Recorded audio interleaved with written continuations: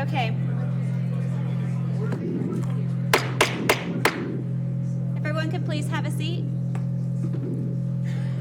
Clerk, I'd like to call this meeting to order at 5:06 p.m. Thank you. Councilmember Kaplan. Here. Councilmember Pluckybaum. Mayor Pro Tem Guerra. Here. Councilmember Jennings. Here. Councilmember Vang. Here. I expect Mayor McCarty, Councilmember Dickinson momentarily. Vice Mayor Talamontes. Here. You have a quorum. Councilmember Pluckybaum, please lead us. Thank you. Please rise if you're able. In honor of the Sacramento's indigenous people and tribal lands, to the original people of this land, the Nisenan people, the Southern Maidu, Valley and Plains, Miwok, Patwin-Wintu peoples, and the people of the Wilton Rancheria, Sacramento's only federally recognized tribe. May we acknowledge and honor the Native people who came before us and still walk beside us today on these ancestral lands by choosing to gather together in the active practice of acknowledgement and appreciation for Sacramento's indigenous peoples, history, contribution, and lives. Salute, pledge. I pledge allegiance to the flag of the United States of America and to the republic for which it stands, one nation, under God, indivisible, with liberty and justice for all. Thank you so much. Do we have any closed sessions report outs? We don't have closed sessions. None to report out. Okay. All right. And today we have a special presentation, Jewish American Heritage Month by Councilmember Kaplan. Next to you, Vice Mayor, I apologize. It was my error. That's going to be on the 26th. Tonight we have Sacramento the Entrepreneurial, presented by Councilmember Pluckybaum. All right. Go for it, Councilmember Pluckybaum. I'll start talking, and while I do, come on up. There we go. Last year we had a strategic retreat as a council. We discussed the important priorities of the city, and one of, if not the top priority for the city, was economic development. We all know that small business is the cornerstone of any economy, and America the Entrepreneurial is an important opportunity for our city and for this region to invest in and support small businesses. I personally almost never want to be first at anything, maybe other than elections, but this is an opportunity for the city to do something important and be a first and a leader in this space. So Cameron, please tell us a little bit about what America the Entrepreneurial is doing. Terrific. Well, and I'm excited. Sacramento's the first in California to recognize America the Entrepreneurial.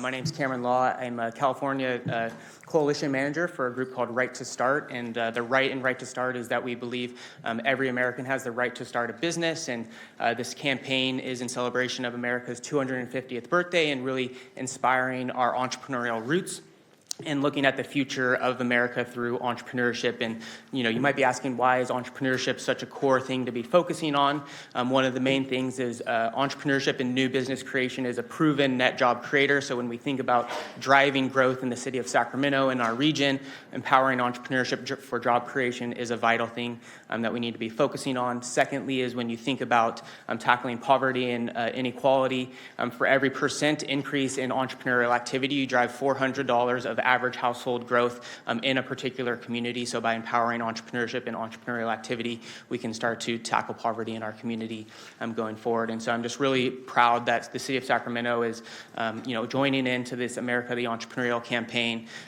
One of the key elements is entrepreneurs don't really have a voice. They're often building and they're trying to navigate all that's ahead of them. And so Right to Start is a really key component to giving entrepreneurs that unified voice and signaling that they have value in our community and driving the future of our region. So really thank you for this recognition, and look forward to being the first amongst many things around entrepreneurship. So thank you for the recognition. Thank you. Mayor and council, if it's appropriate, I'd love to invite them down to take a quick picture. You can do it from the back, or you can join us up front. Council members, we go down there. I just want to acknowledge how great of an institution Sacramento State University is, and great to have Cameron Law here. Stingers up. Go Hornets. Don't miss an opportunity.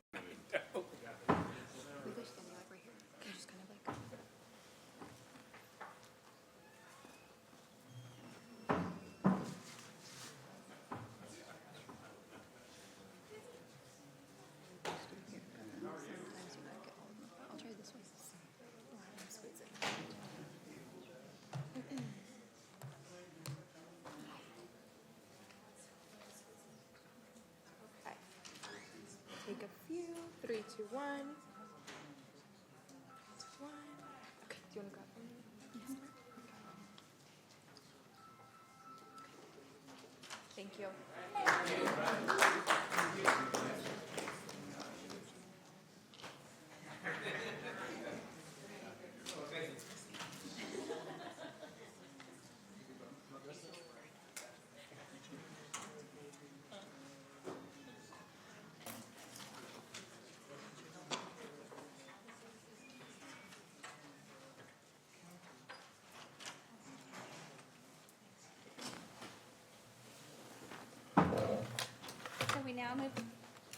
We now move to the discussion calendar.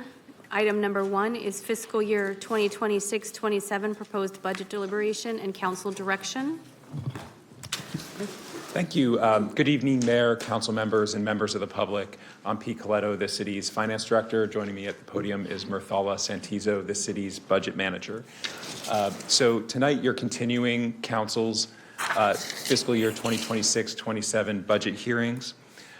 Last week, you heard the city manager's proposed budget balance plan closed a $66 million deficit. Council asked a lot of questions and identified areas of potential adjustment. And as you know, the mayor requested council members to submit budget memorandums for potential restorations, along with how those would be funded. So tonight, Murthala is going to give a very brief recap of last week, and then I will go through the council member proposals and then turn it over to council to deliberate. Okay, thank you, Pete, and good evening, everyone. We're just going to pass this one. Okay. So just to go over what we discussed last week, this is the fiscal year 27 proposed budget.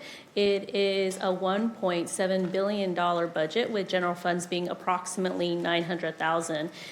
It is a change of approximately $48 million over the last between 26 and 27, and it's a decrease of 164 employees just because of all the reductions that will occur.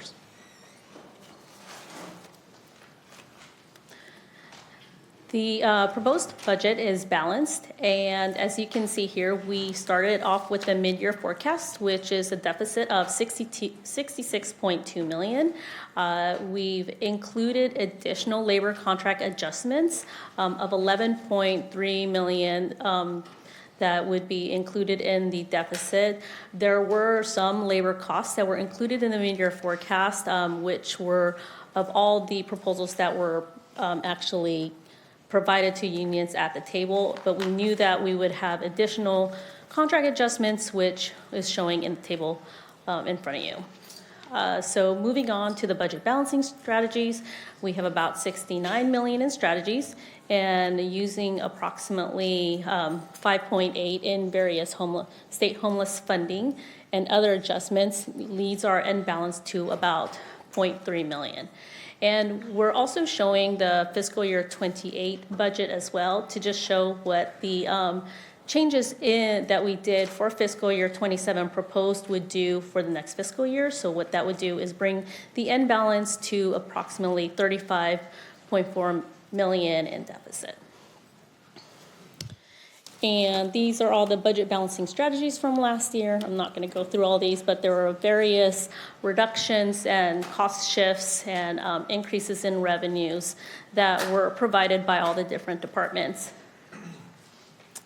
And then just to remind everybody about the 5-year forecast, after we did budget balancing, we are coming in balanced for fiscal year 27. And then again, for 28, it's at a deficit of 35.4, all the way up to 31, where it increases to 72. Okay, back to Pete. Thank you. And so as I go through the council member budget proposals, one, they're ordered in the order that they came to the finance department's desk, so no special ordering. The only other thing that I would just remind council is any ongoing restoration we make with one-time funding would increase our deficit in the future years. So I'll start with proposal number 1. It identified 4 areas of restorations, youth violence prevention to community-based organizations, restoring the wading pools, and restoring 2 projects for North Sacramento, one for economic development and another for code enforcement. And it identified $3.3 million of potential financing sources, charging for residential parking permit at a lower level than what the strategy staff did not include in the proposed budget, decreasing the old Sacramento Management Services contract, eliminating 7 vacant FTEs in parking enforcement, the Ethics Commission, reducing the Economic Uncertainty Fund contribution, which again would be a one-time strategy, and shifting HAP 6 funds from fiscal year 28 to fiscal year 27, which would also be a one-time strategy. Proposal number 2 identified $4 million in potential restorations, augmenting the hotel motel shelter program versus the proposed budget, restoring $1 million of the GPIT funding for youth violence prevention to CBOs, restoring a one-time project that was used to help support violence prevention, restoring a K-9 unit officer position, 5 community service officer positions, so these are in the police recruiting program, 26 park maintenance workers, restoring the wading pools, the Summer at City Hall program, and 2 youth workforce development positions. It identified $9.2 million in funding sources, a partial elimination of some of those vacancies in parking enforcement, canceling a parks maintenance contract in District 1, eliminating the capital funding for micro-communities, that would be one time of $7.4 million, and eliminating the ongoing funding for operations for those micro-communities. There was additional policy direction around restoring school resource officers in Natomas and working with the state to try to receive reimbursement for where our police department provides security for protests at the Capitol that have been approved. Proposal number 3 proposed $4.5 million in restorations, including the clerk's automation project. That would be a one-time restoration. Staffing in the clerk's office and city attorney's office, restoring $1 million of the youth violence prevention funding for community-based organizations, restoring the mounted unit, wading pools, recreation swim hours, and summer at City Hall. It identified $10 million of funding sources, including which would be the reduction in homelessness services, with some of the savings coming from eliminating microcommunities in D1 and D7, and additional policy direction to restore the school resource officers for Natomas, and a cap of $30 million in general fund homelessness service expenses per year. Proposal number 4 identified $2.3 million of restorations, including the wading pools, the GPIT funding, the Hart Senior Center, and a partial restoration of the mounted unit. It identified an equal amount of financing sources, including elimination of the Ethics Commission, a reduction in commission meetings, freezing the parking enforcement vacancies, freezing the Community Ambassador Program, and a reduced contribution to the Economic Uncertainty Reserve. Proposal number 5 identified $1.5 million in restorations, including the wading pools, the youth violence prevention, GPIT funding for community-based organizations, and restoring recreation swim hours at Southside Pool. It identified an equal amount of financing sources, including the parking enforcement vacancies, and shifting HAP 6 funds from fiscal year 28 to fiscal year 27. Proposal number 6 proposes about $2.4 million in restoration strategies, including the youth violence prevention, the GPIT funds, that was the $1.3 million, as well as the EB-VIDS funds for youth violence, that was the $800,000 that was set to sunset this year, restoring summer at City Hall and the wading pools. And it would fund this by eliminating vacancies in the police department.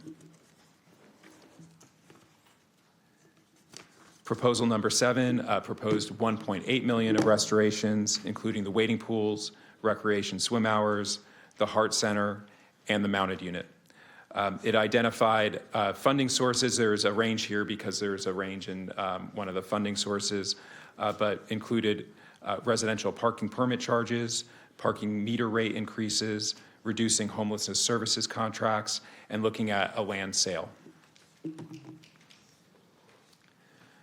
Proposal number 8 proposed $3.4 million in restorations, including park maintenance workers, recreation swim hours, the GPIT funding, additional youth violence prevention funding, the Heart Center, and IT positions.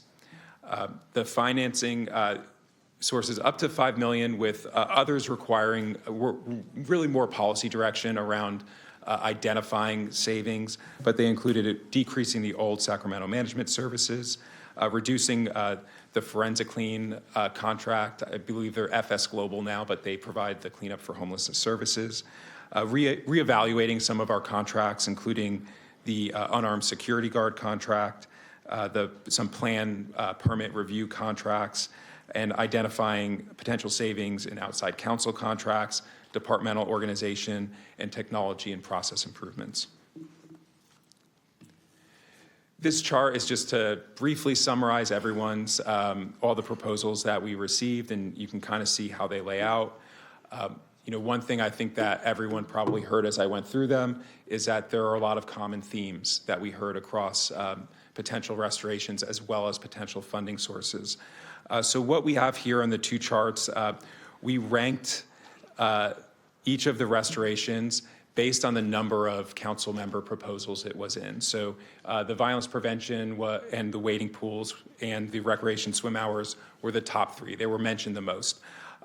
As far as the cost, as you also heard, council members proposed varying levels of restorations. Those are the maximums on the right. Everything that's shaded in green was mentioned by more than one council member. Everything that is not shaded was mentioned by an individual council member, but not more than one. The same thing on the funding on the right. Everything in green was mentioned by more than one council member. We also took the maximum amount where multiple council members proposed the same strategy.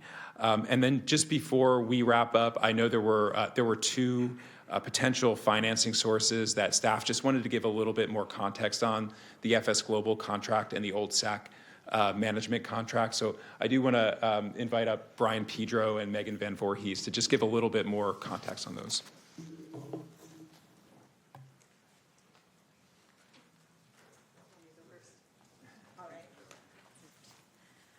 Hey everybody, Megan Van Voorhees, Director of Convention and Cultural Services. Just wanted to provide a little bit of background on the old Sacramento Management Services contract before further discussion.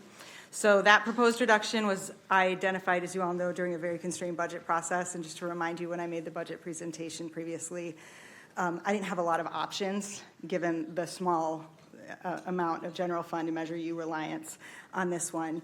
And to be honest, from an equity perspective, the aim was to avoid deeper impacts to things like staffing and direct arts and cultural program that reaches throughout the city. That doesn't mean the reductions are without consequence. So the contract does support district coordination, stakeholder engagement, maintenance, marketing and communications, activation support, and day-to-day operational management. In particular, one thing that I want to call out is that the PBIT assessment for Old Sacramento does not fund maintenance functions. So certain baseline operational services have to continue to be supported through this contract. A reduction of this nature would likely require a broader restructuring and reprioritization of district management services rather than eliminating any one isolated activity. Given the need for maintenance and day-to-day operations, cuts would likely affect district coordination, stakeholder engagement, marketing and communications, and activation support and delivery.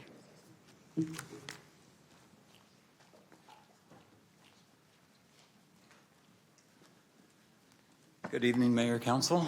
Brian Pedro, Director for the Department of Community Response. I wanted to speak a little bit on our forensic clean, now FS Global contract.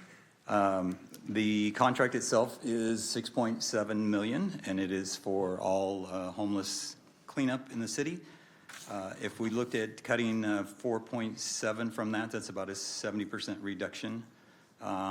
Just to give us some perspective of what we're looking at in cleanup of what we've done over the past few years. So in 2024, we're bringing about 9 million pounds of trash and debris off the streets. We reduced that to about 6 million this past year, and we're tracking to reduce it a little more this year. So we're trending in the right direction of getting our city cleaned up. What is a reverse of that is last year that we had to renegotiate the contract. It had to be renegotiated for prevailing wage. That increased our contract by about 50% of what we were normally spending. And so that pushed us in the other direction, and we did cut a little bit of service to try and maintain some cost savings when we renegotiated that contract. So with estimated of cleanup that we have right now, if we do a reduction of 70% of our budget, which is essentially 70% of what we're cleaning up, we'll still have about estimated 3 to 4 million pounds of debris and trash out on our streets. Our department through DCR and IMT is the only cleanup source that we have right now for debris and trash. We don't specifically have a department that cleans up trash and debris. It is homeless related, but then there's also other debris that's in the city that while we're out in that area, we're cleaning that up. So other than residential pickups or solid waste with illegal dumping, this contract essentially picks up what's remaining out there. Thank you. Great, thank you. So this concludes staff's presentation, and we are available to answer questions and support council as you deliberate over the budget. Thank you. Before we get to that piece, we have 12 or 13 members for public comment. I will read off a few names. Crystal Gonzalez. Feels free to line up in the middle aisle. Crystal Gonzalez, Brian Baltzar, Frederick Adams Jr., Sakari Harris, Frederick Adams, well, maybe senior. Please proceed. Hi, thank you guys once again for letting me come to speak to you. My name is Crystal Gonzalez, and I'm from the Sacramento Youth Center. And I know that right now seems like almost everybody is in support of bringing back the GPIT fund, so I'm really excited about that. And I just I brought some youth with me today. I was copying Paris from Impact SAC. I was like, oh, she's been bringing all the youth. I need y'all to see some other SAC Youth Center faces in addition to hers as well. So I wanted you guys to see more youth. I wanted to give you guys some numbers as you guys deliberate, just so you know what impact this money is having. And so last year in 2025, 586 unique youth received direct services through the Sacramento Youth Center and through specifically the GPIT funds. That's not even other programs that we do, just specifically through that. And 3,776 indirect services were provided to youth. That totals 6,497 hours of life skills, cognitive skills program hours completed, and 665 hours of academic enrichment, and 3,200 hours of social justice program hours. This money is doing real impact in real lives in the community, right where we're at, with youth that look like our community. We're in schools, we're in community centers, we're all around, and it's not just SAC Youth Center, it's other organizations that are working with the Office of Violence Prevention. And I thank you guys so much for your consideration and hope that you will continue to fund us. And I brought some curriculum for you guys to look at. I'm gonna just have it passed out to you guys so that you can see it. Thank you guys once again so much for listening. Thank you.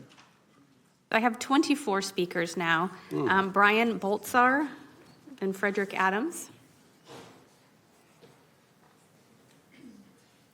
Hi everyone, my name is Brian Baltazar Martinez and I am from the Sacramento Youth Center, a nonprofit organization that serves youth ages 14 to 24.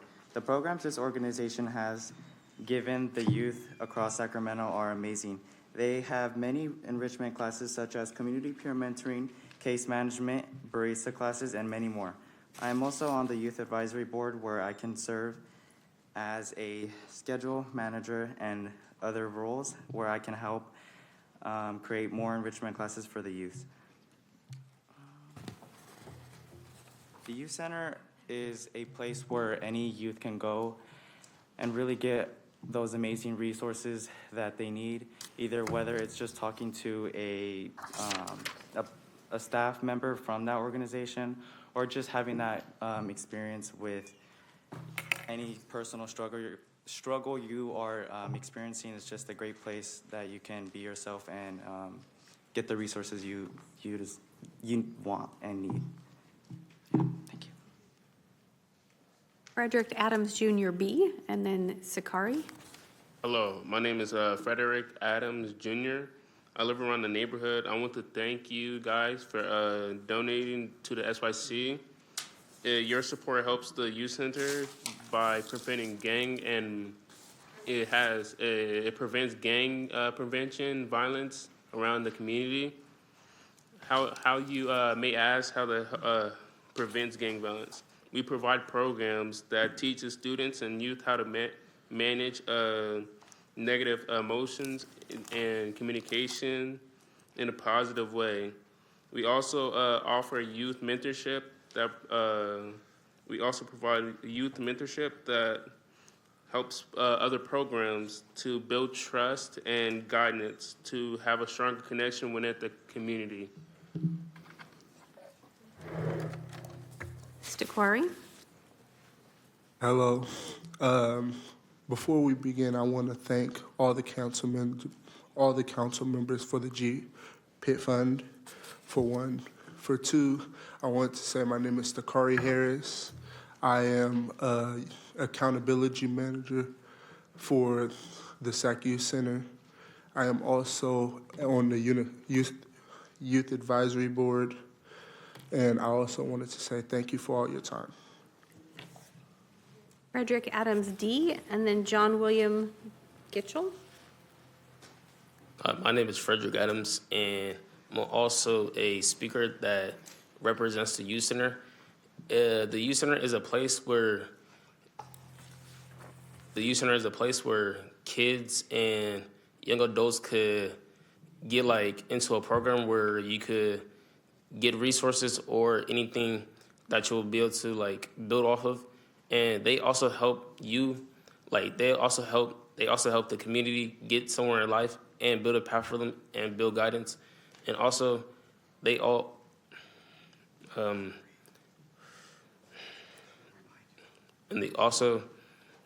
help young adults and young children build something for themselves. And I like to thank everyone for the fund that you guys put into the G Fund program. John William Gitchell, then Patty Waite.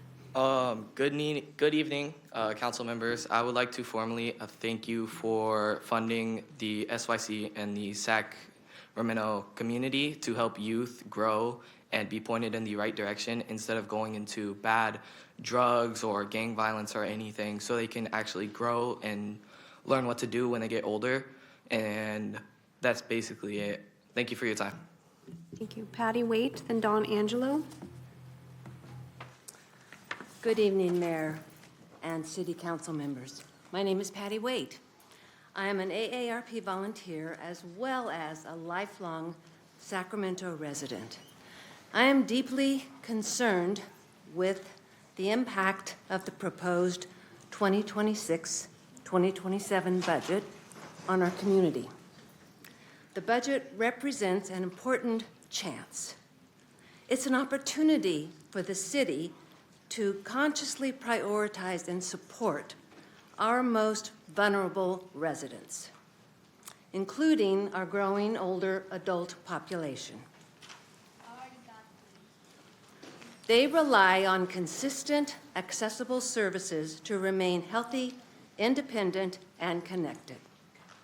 As the city enters its final year of its age-friendly plan, this is a critical moment to reinforce, not scale back, our commitment made to older adults.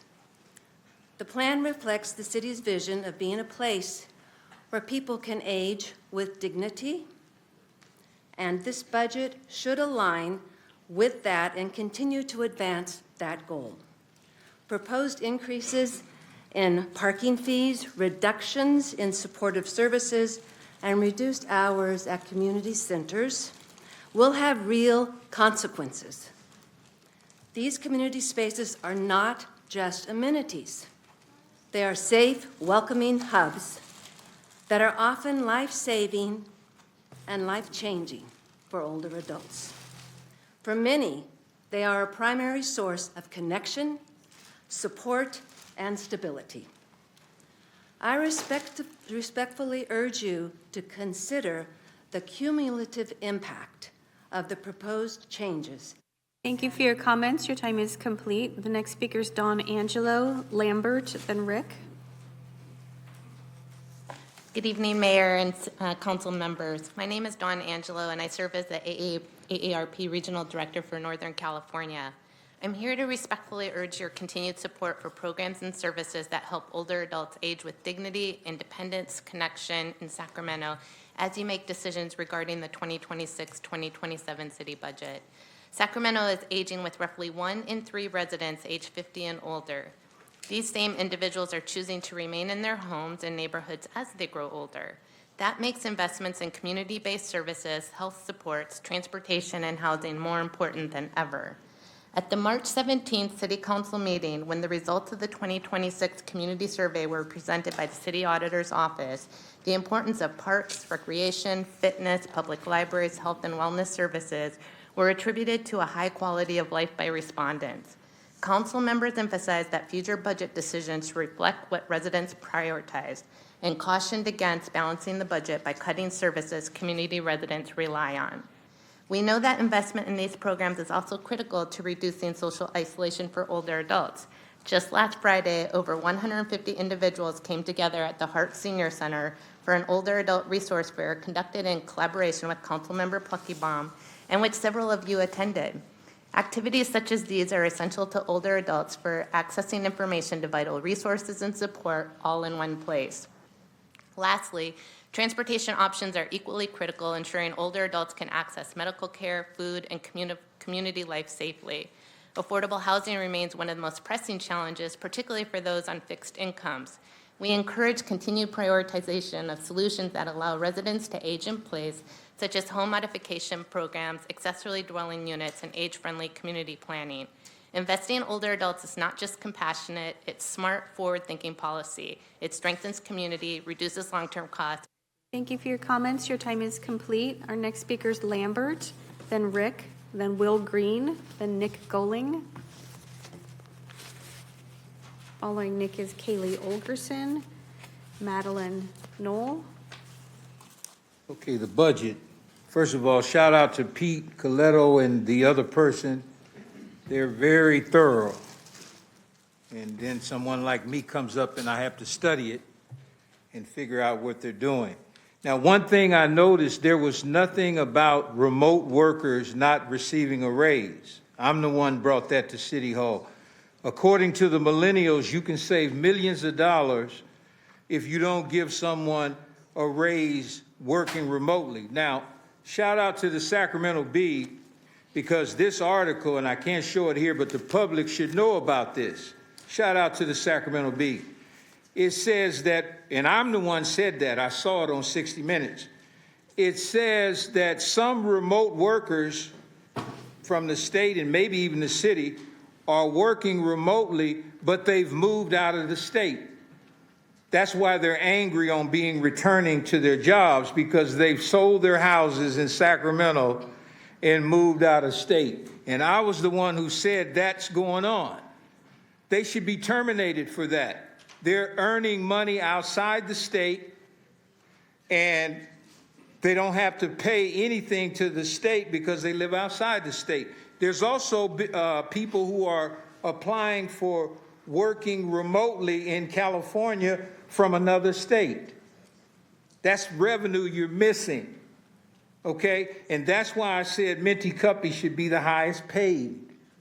Why? Not because she pays me to say that. It's because she has been in the chamber during the pandemic. And I go to a lot of commission meetings and I see her there. That means she should qualify for a 6-year hiatus with pay, working remotely. Thank you, Mr. Davis. Next speaker is Rick, then Will Green, then Nick Goling.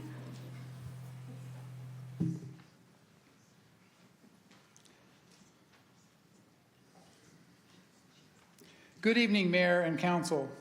As you're listening now, aware of the weight of $66 million, you may be noticing how easy it is to say this crisis is all one person's fault, one staffer, that one department head. And as you consider that, a part of you can get curious about what really happens when all that blame is placed on someone small so that the big person in the room can feel free. Ralph Waldo Emerson reminded us that an institution is the lengthened shadow of one man, and that the character of the organization follows the character of that person at the top. When there is courage at the top, courage appears all the way down. And when there is fear at the top, fear quietly moves through the system in the way people are spoken to, pressured, and or threatened. Right now, the shadow in this room is not a junior employee on some level. Everyone here already knows that the real shadow is the way power is being used. The tone of voice that says the blame lies everywhere except where the power actually sits. And just noticing that can allow a different possibility to open. Emerson said that every policy, every use of power was once just one person's expedient, and that we can always make better ones. Tonight, that one person is not the scapegoat being named, it is the person whose thoughts become everyone else's fear or everyone else's courage.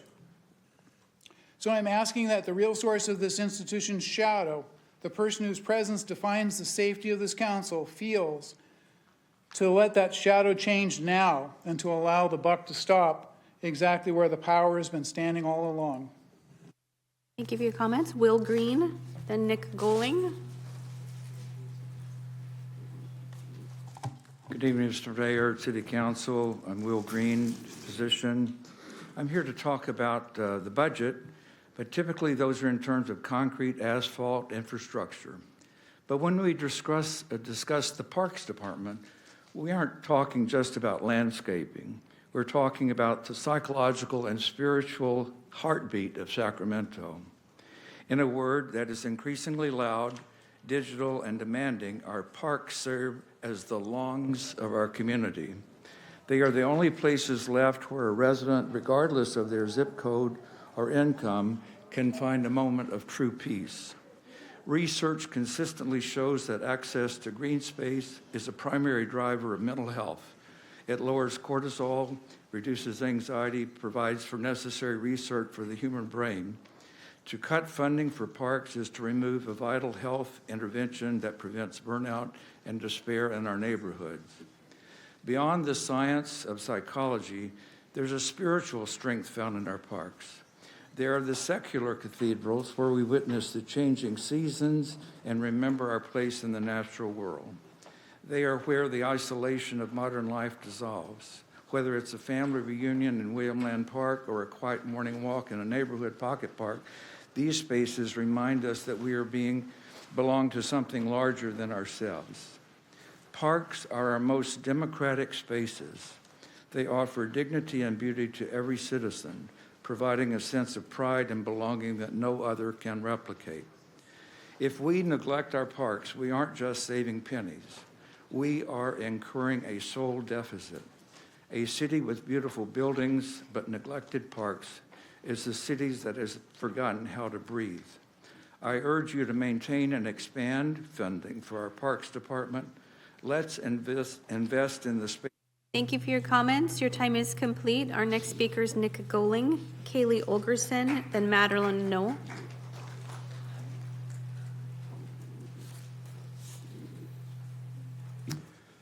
Good evening, Mayor, Council, and City Manager. My name is Nick Galling, Executive Vice President at the Gathering Inn. First, I would like to acknowledge the weight of the challenge before you related to your budget. I understand that Council has previously agreed to 3 top priorities, which are representative of the entirety of your constituency: economic development, public safety, and homelessness. It seems to me that these are both thoughtful and strategic, as all three of these things are interconnected. I would also like to applaud Mr. Pedro and the DCR team on preemptive reductions in homeless services costs, represented by a 20% reduction in most all community programs without reducing the amount of people served.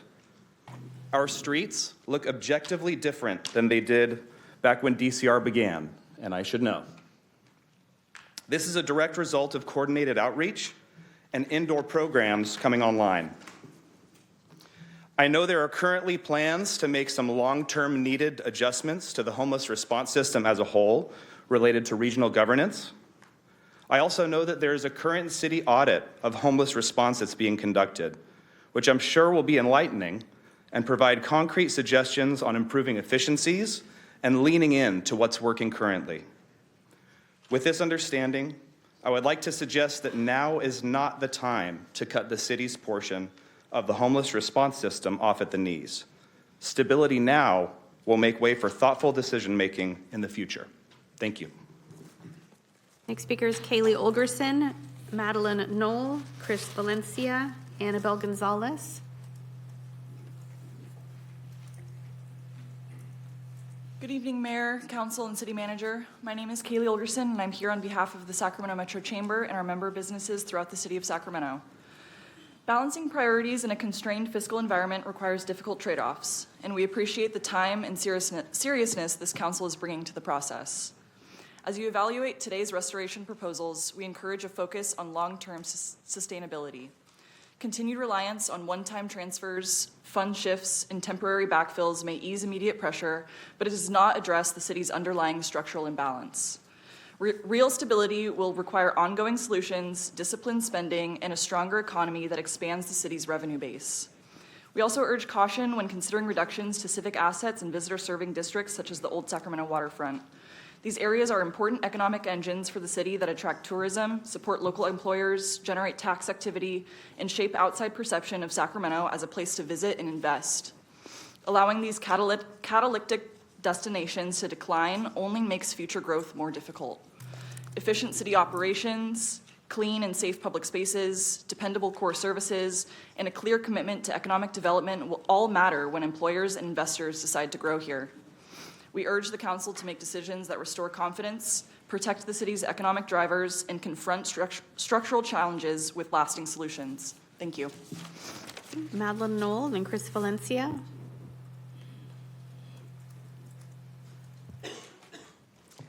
Good evening, Mayor and members of the Council, City Manager. I'm Madeline Knoll with the Downtown Sacramento Partnership, a property-based improvement district representing 102 city blocks in our central city. I want to thank the Mayor and Council for putting forward your reduction strategies, and I know that it's a critical step for tonight's deliberations, which we're all eager to get to, but I do appreciate the opportunity to speak to you tonight about the Old Sacramento waterfront, which falls within our district boundaries at the Downtown Partnership. So one of the proposed reduction strategies will reduce funding that directly affects our management services. As Megan mentioned earlier, these are baseline services that are foundational to keeping this neighborhood clean, safe, and welcoming, and economically productive. And this is critically important because Old Sacramento is one of our strongest tourism and economic assets. It drives hotel stays, dining, entertainment, and repeat visitation from both locals and visitors. The city has also recognized this themselves with their own investments with the new children's playground, the waterfront beer garden, and ongoing activations. So this district matters to Sacramento historically, culturally, and economically. It connects directly to the momentum at DOCO, the rail yards, and our friends across the river at Sutter Health Park, directly impacting the future of baseball in our region. All of these things together strengthening Sacramento's regional identity and economy. So the success of this district depends on more than just the funding for us at the Downtown Partnership for our management plan. It requires coordinated investment across multiple city departments like police, DCR, events, and activations, all working together to bring a positive visitor experience. And when we bring in public investment, this is generated multiple return through local spending, tourism, and hospitality. So we must be mindful of the cuts that direct the performance of this district. So I urge you to maintain funding for our management plan. Thank you. Next speaker is Chris Valencia, Annabelle Gonzalez, then Karen Corbs.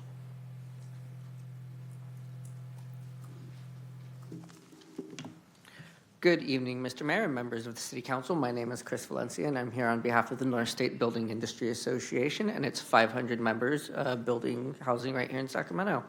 I first want to thank the city manager and city staff for all the work that they've done. It is no easy task to close a $66 million budget deficit. We do appreciate that there's tough decisions ahead of you to be made, but we do urge caution in the solutions that you take. One thing that is constantly set up here and amongst all of us is that we want to grow the pie, and we just urge that whatever cuts whatever decisions you make to make cuts are through the lens of how this does bring about greater economic development and doesn't stunt it the future economic growth. And I do want to thank you for your time. Annabelle Gonzalez, then Karen Corbs, then Dimitri Saras. Good evening, Council. My name is Annabelle Gonzalez, and I'm from North Natomas. Tonight's budget discussion highlights a bigger problem. Too many layers, too little clarity, and too much public money moving without one clear roadmap. Right now, we are hearing two completely different stories. The first story says a $66 million budget deficit, positions being eliminated, department cuts across the city. But the second story says $31.7 million in new HAP funding, millions more in shelter contracts, another $270,000 approved today for HMIS. One story says we are broke, the other says the money keeps flowing. And that is where public trust starts breaking down. We should pay attention to what just happened in Oakland. Last month, after 4 years, Oakland shut down about 100 Peralta cabins, also known as tiny homes, micro-housing community. Because of the funding ran out, people ended back on the street. Sacramento is building many of these same systems, and if there is no long-term plan, we risk repeating the same cycle. So my ask tonight is simple. Create one plain English public homelessness budget sheet showing every city-funded site, every operator, every contract, every funding source, every annual operating cost, every measurable outcome. Put it online, keep it updated, make it understandable, because Sacramento residents should not need to dig through layers of contracts and acronyms just to understand where public money is going. Show us the plan, show us the money, show us the math. Thank you. Next speaker is Karen Corbs, Dimitri, then Stephanie Duncan. Good evening. I know this is going to come as a shock to most of you, but I am not here to talk about the police budget, although I may make a comment at the end. I'm here tonight to talk about accountability and revenue generation at a time when Sacramento is facing a massive budget deficit. I'm here to talk about the electric scooters that litter our streets and sidewalks. I'm honestly surprised the city is not taking a more active role in fining scooter companies when they fail to enforce proper scooter usage and parking laws. We all drive around Sacramento and see it every day. Scooters are dumped on sidewalks, blocking ADA access, left in gutters, laying across walkways, and cluttering neighborhoods. This seems like one of the easiest revenue opportunities available to the city right now. These companies already know who rides these scooters. The technology already exists to issue rider fines and improve compliance. The scooter companies need to require enforcement and impose meaningful penalties when riders fail to do their part. At a time when the city is scrambling to close a massive budget gap, this feels like hitting the easy button. The city of Sacramento can make money by increasing the cost to operate scooters, fine scooter companies for violations, increase citations for scooters reported, and make scooter companies fulfill their obligations or else be fined. As an example, in San Diego, the city was charging $65 per scooter and $1 per day to store them after impounding. What is Sacramento doing? I am not anti-scooter. Scooters can be a great transportation option. But if private companies are making money using Sacramento's public streets and sidewalks, they should also be responsible for keeping them safe and accessible. And since I have a little time left, you know what you can do with all that revenue generated from fining scooter companies? Hand it over to the Sacramento Police Department so we can all live in a clean and safe city. Thank you. Next speaker is Dimitri Saras, then Stephanie Duncan, Antonia Lopez. Hey, good evening. I'm Dimitri. I'm here on behalf of East Sacramento Community Association as the president and capacity of the president. Basically, my members have all said kind of the same thing. We value public safety. We value utmost YPSI. And so I'm asking council to reject some reductions. Specifically, it's more outlined specifically in my letter, but we'd like you to keep the 26 maintenance workers as people, staff at City of Sacramento. We want to have all 4 waiting pools open, and then we want to maintain the fee waivers for community centers. That's where a lot of organizations in our district and all other districts within the city meet.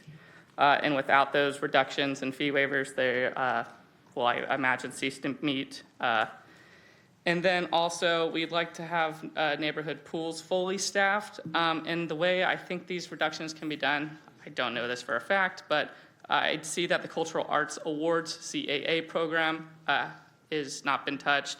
The Visit Sacramento Discretionary Measure U allocation, Powerhouse Science Center contribution reduction, there's a footnote on that one.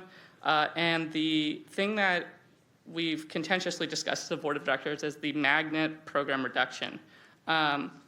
We don't quite understand how this impacts public safety and what the conversion rate is, so we asked maybe someone who has that knowledge, what is their conversion rate, so we can understand what the return on investment is. I do have 2 quick questions.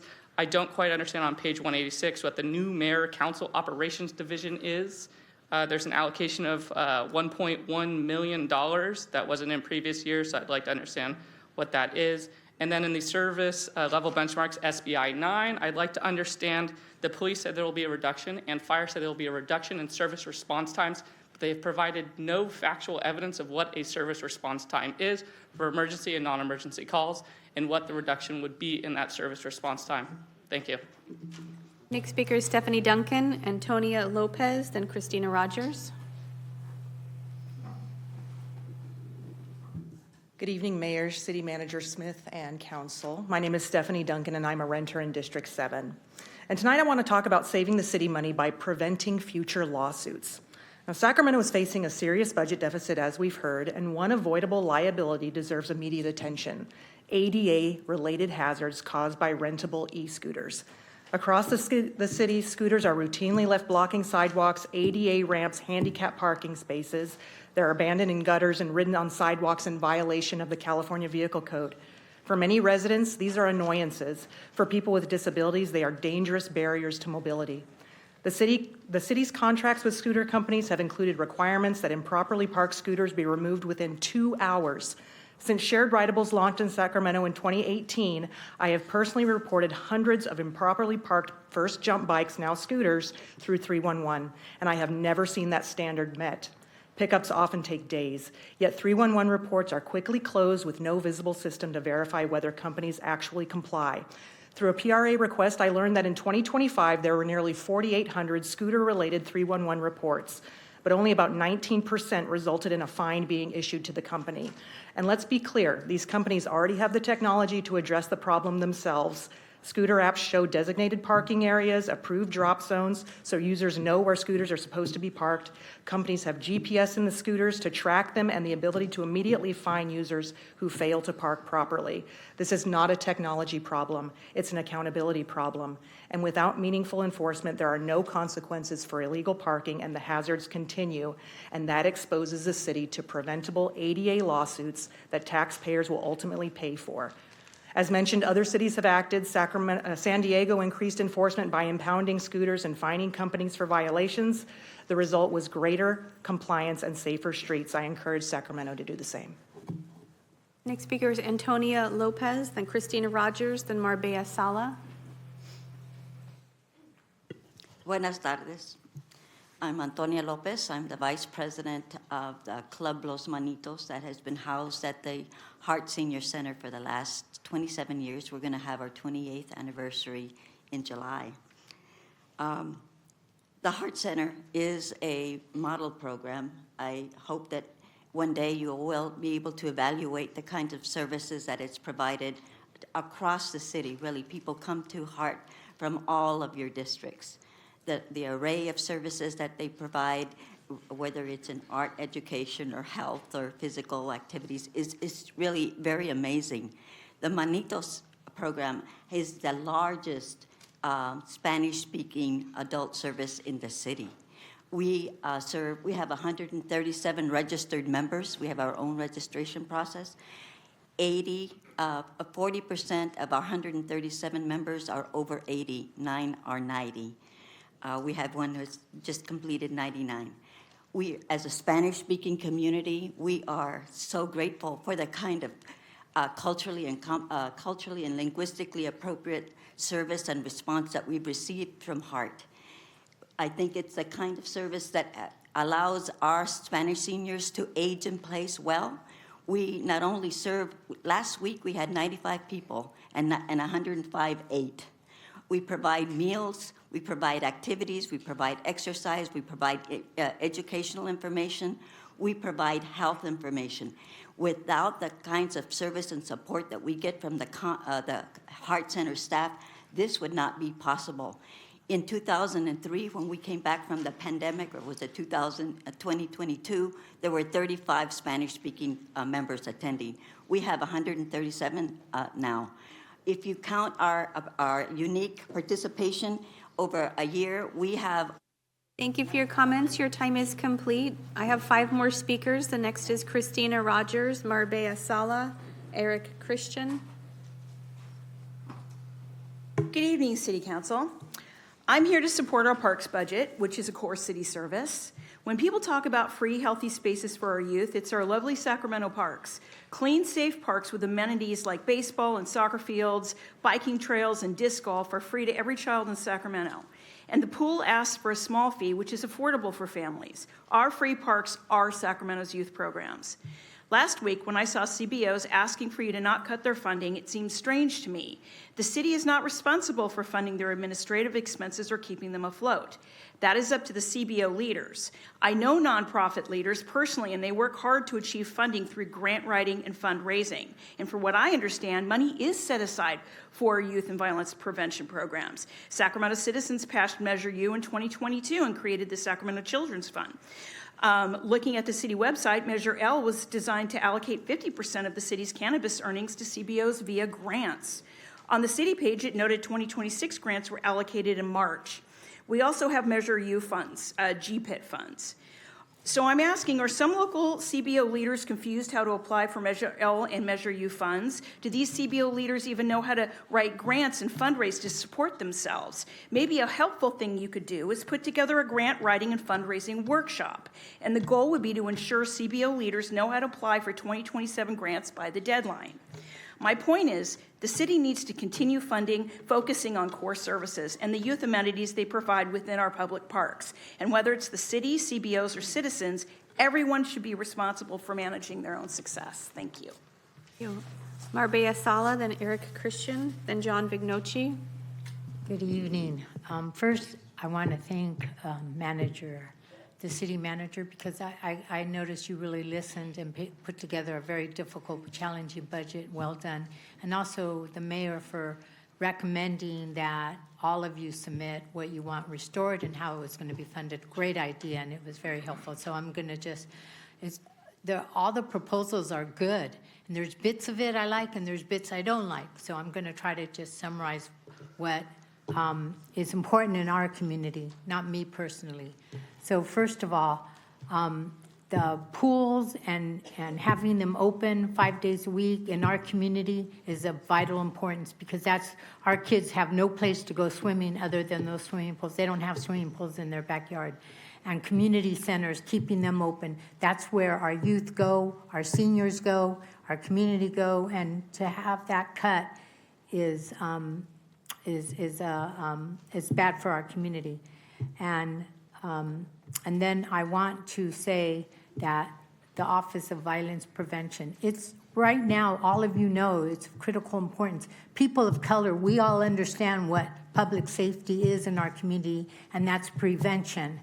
Yes, we need our police officers, but ideally we need to prevent crimes from happening. We need to prevent our youth from going into violence, and these programs do a good job.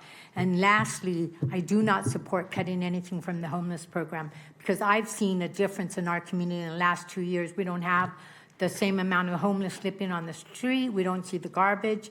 We need to keep on this path until we find a comprehensive solution to homelessness. Next speaker is Eric, then John Vignoci, then Georgia Miranda. Good evening. My name is Eric Christen. I'm the Executive Director of the Coalition for Fair Employment and Construction. We're a statewide organization that was formed here in Sacramento 28 years ago solely to oppose discriminatory and wasteful project labor agreements. We're a statewide organization, but we are based here in Sacramento. This is a good news, bad news presentation. The bad news is that usually a city, and I see this statewide, that has implemented a discriminatory project labor agreement are facing budget deficits now. It's a sign of somebody who hasn't taken their fiduciary responsibility to the citizens seriously. In 2018, the City Council, of which I believe there was only one member still here that was on that council at the time, decided mistakenly to place a project labor agreement essentially on all of your public works projects. And the results have been awful, as we predicted they would be. According to the Bureau of Labor Statistics, 90% of the local construction workforce in this region, in this state, in this country, 90% wakes up on a daily basis and chooses to work in a union-free environment. These are the men and women who are building California, building Sacramento, building the country. They want to be able to help build projects here in Sacramento. Your project labor agreement keeps them from doing that. The first project you had put to bid under the PLA was Fire Station 14. Fire Station 14 had 5 people show up at the pre-qualification, at the pre-bid walk. 1 bid the project. It came in 33% over budget. It was behind schedule. That's what PLAs result in. Every project you've placed them on have seen similar results. The good news is you have it within your ability to actually make the project labor agreement something that's fair and that will attract your local workforce. 9 of the largest 10 electrical contractors in this region are non-union. They don't bid your work. If you want them to bid your work, you can change the PLA, and we're going to be working over the time between now and when the PLA expires to show you how you can do that to make it welcoming to these types of companies who are here locally, employing local workers who want to bid your work, thereby saving you money to help you fill this deficit that you have. Thank you. Next speaker is John Vignoci, and our final speaker will be Georgia Miranda. Good evening, Council, Mayor, City Manager Smith. Thank you. John Vignoci, CEO of the Sacramento Regional Business Leaders Council, and I certainly do not envy the seat that you are in right now. It's very challenging to govern in 2026. There's a lot of challenges at the federal, state, and local level. And I think starting in about 2018, this budget deficit that we're dealing with here came from a series of small decisions and a couple big ones that really led up to this really $130 million budget deficit over the next 5 years. And rather than complain about stuff, we like to try to bring solutions to the table. But some of these solutions really have to unwind some of the special favors that were given out when the times were good. We made these decisions for political reasons, and I think it's time that we put the interests of Sacramento citizens above what's in our best political interests and what are our best self-interests. An example of one program that I think is noble and laudable, but not the responsibility of the city, is really the work that DCR does. DCR is a fantastic organization. I think it has good leadership. If you look at the cost structure of dollar per person served per day, it's really low. It's probably one of the best in the city, in the state, but it's not the responsibility of the city to do homelessness. I think Councilmember Talamantes, you mentioned this last week, couldn't agree more. It's really the responsibility of the state and the county. And so how can we work together to get those dollars and demonstrate that what we're doing here locally is the best and benchmark of the state. Similarly, like things that we can find in the yellow pages, like park maintenance and arborists, probably shouldn't be city employees that have pensions. Similarly, like Allied Universal, adding the certain labor requirements that are in those contracts really dries up the cost for no discernible benefit for the Sacramento citizens. We really have to rethink this type of stuff. We're here to partner. We know these are really challenging, controversial topics, but somebody has to look out for the greater good of Sacramento, and that's what we're set up to do. So thank you for your time. Gregovia Miranda. Hello, my name is Gregoria Miranda, and I'm here to speak on behalf of our seniors from Heart Center, the Heart Senior Center, and our Manitos Club. We've been meeting there for 28 years. Piggyback what Antonia said a while ago. Reducing the time or cutting jobs for any of our heart workers there at the Heart Senior staff senior place will greatly affect our senior members, not just Los Manitos, but the other seniors there that attend Monday through Friday. Our seniors depend on the physical help from the wonderful staff there at the center. I see the hard workers helping our vulnerable citizens carrying heavy items every day, and especially our manitos that carry heavy things, that bring things to the center to share and with our club. So please consider our vulnerable citizens there and at the senior center, and our experienced staff that works there. And that's all I have to say. Thank you. Mayor, that concludes the public comment on this agenda item. Okay, thank you. So now it's deliberation time, as was noted earlier. I just want to maybe set the stage and focus on the big picture here.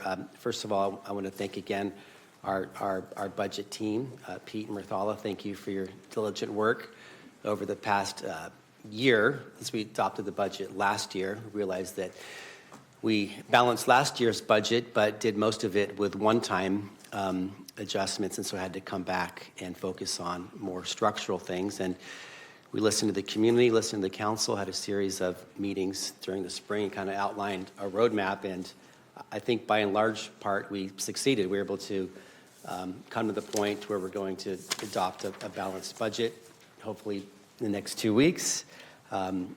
There are some employees that potentially will not be working with the city of Sacramento, but we managed to mitigate that number as far as sparing impacts on individuals. Some of those positions are vacant. Some of those individuals maybe can find another opportunity within the city of Sacramento, so we're trying to make sure we don't impact families. And I think for the, you know, that's huge for the people who have those jobs, but for the 550,000 plus people who live in the city of Sacramento, you know, they want to make sure that we do this without negatively impact our core city services, whether they're parks and pools, youth programs, code enforcement, animal care, police and fire, and the works. And so I think that largely we did that, kept core city programs whole. I will note that I think you stated a number, and I'll ask you to correct me, that if we stay the course here, that this addresses roughly 75% of the structural? That's correct, Mayor. The budget balancing strategies in the proposed budget are 75% ongoing. Yeah, so that's not great. That just means the number next year would be much less than we had to face these past 2 years. And I guess the big picture is we've had people testify here tonight. Council members submitted some ideas we're going to get to in a second. And the budget is roughly almost $900 million, right? And the total of issues that we're talking about is like $9 million. So isn't that 1%? Yeah, so we passed the test at 99%. So professor, that's an A+, right? Yes. So we're not squabbling, but we're fine-tuning the additional 1%, because that additional 1% has big impacts on people. Some of them we see in the first few rows here tonight. So we take those issues very seriously. So last week, we did ask council to focus on the issues that you wanted to fine-tune, and so this is the fine-tuning hour right here.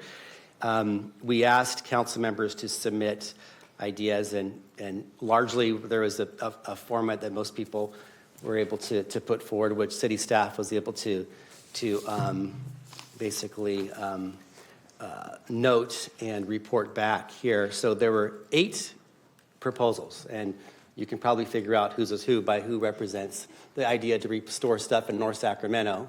Hint, hint. I will say there are 8 proposals, and there are 8 council members.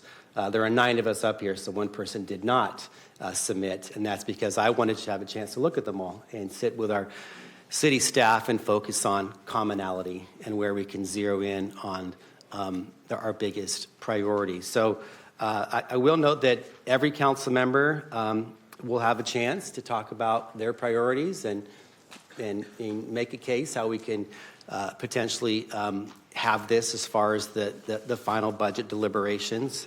And so that's certainly part of the evening tonight. I know every council member is already punched up. But what I would like to do at the minimum is zero in where we had the most amount of commonality. Did you want to bring this? Yeah. You just need to go backwards. You just need to go backwards. No, forward.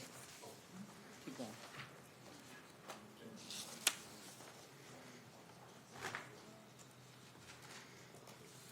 So we'll toggle back between 18 and 20. Right there. Why don't I see it here? Where's mine? Okay. So if you first go to slide 18 first, Pete. So this is the summary of all the restorations, if you put them all in one list. And we did rank them as far as how many council members focused on this as a restoration priority. So there are, of course, 18 of these, totaling roughly $9 million. As far as the financing table on the other side, there are 14 strategies, more than the $9 million, and some of these, of course, have a big number in there. So what we try to do, council, is with the city manager and the budget team and I, zero in on the ones, can you go to slide 20? Zero on the issues that had the most commonality with us. And so the first two issues had 7 of 8 council members wanted to zero in on. Restoring funding for the GPIT violence prevention programs and wading pools. And the third had roughly half the council as far as recreation swim hours. So at the minimum, I would think that we should go forward and embrace these restorations and focus on the total dollar amount, which is $1.9 million, and the funding sources corresponding on the right, which are $1.9 million, which again were the financing strategies that had the most commonality as well, as far as having the least amount of impact, focusing on the parking enforcement vacancies. And some have asked, and I asked the same question, is like, hey, isn't parking a big part of our city financing? We want to make sure there's a few people that unfortunately are really good giving parking citations in the city of Sacramento. Some people don't like that, but do we want to lose opportunities to have these people do their jobs? And you articulated that we are adequately staffed and that these could be thrown on the table as far as having an adjustment, but certainly monitor the situation in the out years. So we did note that. And then you did note, too, that it would be an opportunity for us to shift HAP money from 28 to 27, the 1.3 million. And just to note that you said that that's a one-time, and we're talking about one-time versus ongoing. We do think that the violence prevention programs, the GPIT grants, that'll give us a bridge to have these programs get in the queue to apply for Measure L funds next year. So this is somewhat of a graceful compromise to zero in on the most commonality with us. And so at the minimum, I would look for a motion to support these actions. So moved. Okay. I'll second. So we have a motion and a second on that. And then I just want to note for the rest of the council, by outlining this, by no means am I saying this is done, but the minimum, we can start here and then zero in on what we have else as far as what council members would like to do. Yes, so I'm looking for a Already moved in second. Mayor, if I could suggest maybe, because there is so much commonality, I would request that we call the question on this and then return back to discussion on other items. I mean, I know I'd like to speak on other items, but I do agree with this commonality, and make sure we at least give direction staff to move forward. So that would be my request, is to call the question on this one, and then have a bigger discussion on, I think, on other pieces that we all have concerns about. Okay, fair. Okay, we have a motion, a second on, I'm sorry, we have a motion, a second, and a third, but thank you. So again, this is to embrace the restorations outlined on page 20. Yes. I just have a question before we take this vote. I don't have a problem particularly with the motion, but we have had some different numbers float around on the gang prevention issue, from 1.3 to 1.5 to 1.8 to 2. So, Pete, can you just Try to clarify, walk through the numbers? state for us a little Sure. bit of the interplay? And primarily what I'd like you to address is, assuming we approve this motion, do whatever those other numbers are, another 0.2, 0.3, 0.8, do they stand on their own? Sure. So I'll Maybe when you do that, Pete, I'm sorry to interrupt, Councilmember, can you go back to slide 18 and then allow you and others to follow along? Because they're both listed there on that table. Sure. So the situation in the current year's budget, so fiscal year 25-26, as far as the violence prevention contracts to community organizations, we have roughly $2.1 million. So $1.3 million is through the GPIT program, and then about $800,000 is from the evidence-based program. That latter was set to sunset. Under the proposed budget, what we were proposing to do was shift most of that funding that was going out from the GPIT program onto this new BSCC grant, this new state grant. But as you heard last week, that has different programmatic requirements. So in the proposed budget, you would have gone from 2.1 million roughly going to community-based organizations through the Office of Violence Prevention down to 1.1 million. So what this compromise would do, you still have that 1.1 million going out through the BSCC grant. This would restore the GPIT funding. So you would have roughly 2.4 million going out. But to pick up on the mayor's use of the chart, the additional 0.8 that you have as number 5 under restorations would stand on its own? That would be if council wanted to, in addition to restoring GPIT, in addition to the monies going out via the BSCC grant, if council also wanted to restore the evidence-based violence program that was sunsetting this year, that's that additional 800,000. Yeah, what I'm trying to get at is whether the second, the 0.8, really is dependent on the 1.3, or the 1.3 is dependent on the 0.8 to keep at the existing level of activity that we've had this year. Yeah, so as far as monies going out, if you restore the 1.3, you will have more going to community-based organizations in the budget for next year than you do for this year. You'll have 2.4 going out. You'll have 1.3 from the GPIT, 1.1 from the state grant going to community-based organizations. If you restored the other $800,000, you would have an additional $800,000, so you'd have 3.2 million going to CBOs. Okay, but I'm not trying to figure out the organizations as much as I'm trying to figure out the activities, because what we were challenged with, and what we are challenged with, is the non-supplantation limitation on the BSCC funding. So in terms of activities, prevention and intervention activities, do we need that 0.8 in order to keep the current level of activity? So I may ask, I'm sorry. Oh, so they may ask the police department to come up and just give maybe a little bit more information on the evidence-based, that 800,000 section, and how that lines up with, what will be funded under the BSCC grant.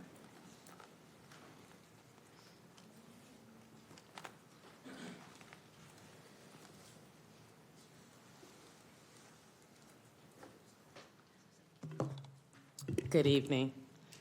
So the question is the additional 800,000 and then the 1.3 and the difference in the work? Is that your question?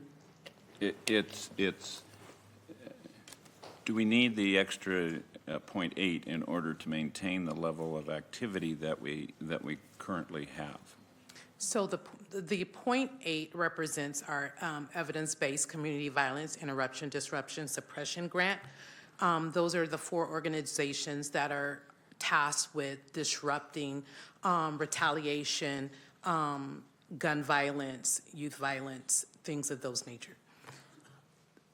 If the .8 is not there, we're augmenting that with the BSCC grant. It's an augmentation. We cannot duplicate the exact same services, but we can add on to those services. So the services, as you see today in VIDs, it will look different. It will look different. Those areas can grow, but they cannot be the same.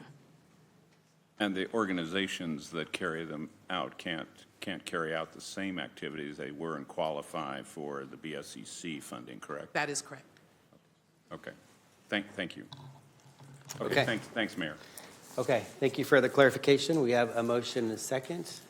All those in favor, please say aye. Aye. Noes or abstentions? Hearing none. Okay, so just to note here, so we have, go back to table page 18. So we've essentially addressed the first 3 things on the restoration, and note that the financing tools are no longer available, right, Pete, for 1 and 4. But that doesn't add up to 1.9. So, no, Mayor, council can move more than was identified for HAP 6. Gotcha. You had enough room to move more HAP 6 up. Okay, but you're correct. You cannot reuse the parking vacancies. Okay, Yep. there we go. Yeah, so other council members have certainly lined up, and I want to give you all the opportunity to engage. Councilmember Guerra. Great, thank you. First, I think, I'm not going to make a motion here. I'd like to set my priority here in a singular one. And then I'd like to, I'll probably punch back up to work on a couple thoughts here. One, I'd like to, ensure that we're protecting our young people and our seniors. Those are our 2 most vulnerable populations that we want to make sure we do. So a very simple one. I think the one thing that I heard clearly is a need to help those to age in place, those who don't have a place to go. And our seniors who take advantage of our public senior center, this is an important place for our seniors to age in place. And it provides so many for also adult care for some of those that, as we see even more, the progression of Alzheimer's and dementia, they can be, there's a lot of evidence to show that it offsets a lot of those needs. So for a very small amount, I think ensuring our Hart Senior Center manages this next year's transition, and that we figure out how we manage this in the long term, it's important to push for that. So I'd like to put restoration of the Hart Senior Center. It's at a 0.27, and look at doing the reducing our commission meetings.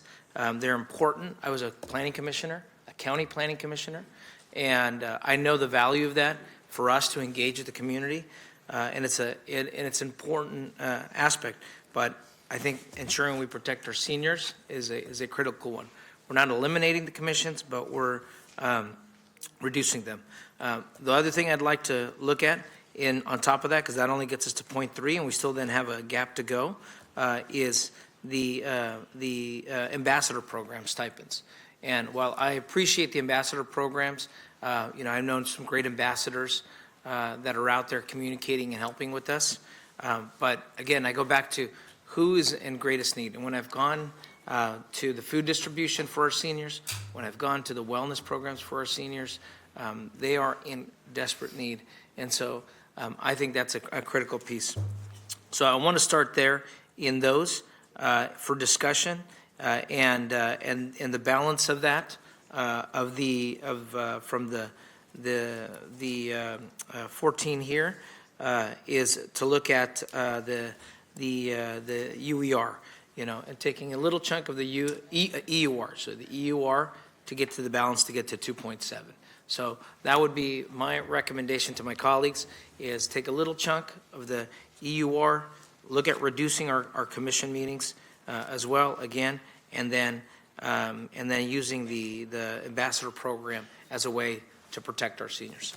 I'll leave that there. I'm not ready to make a motion because I know there's other interests on the table, and we can continue that discussion. Thank you. Vice Mayor Talamantes. Thank you, Mayor. I do. Yes. City Manager? Is it possible we can have staff provide some clarification on the Heart Center? Because we're not getting rid of programming. Director, you want to come up and provide an explanation?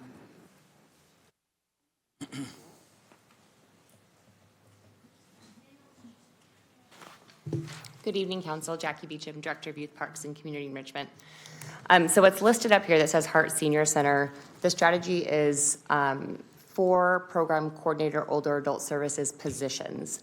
One of them is assigned to support several programs across the city, and the other 3 positions are currently assigned to the Heart Senior Center, but they're not always involved in direct program service delivery. We would be reassigning staff from other programs across the city to provide support.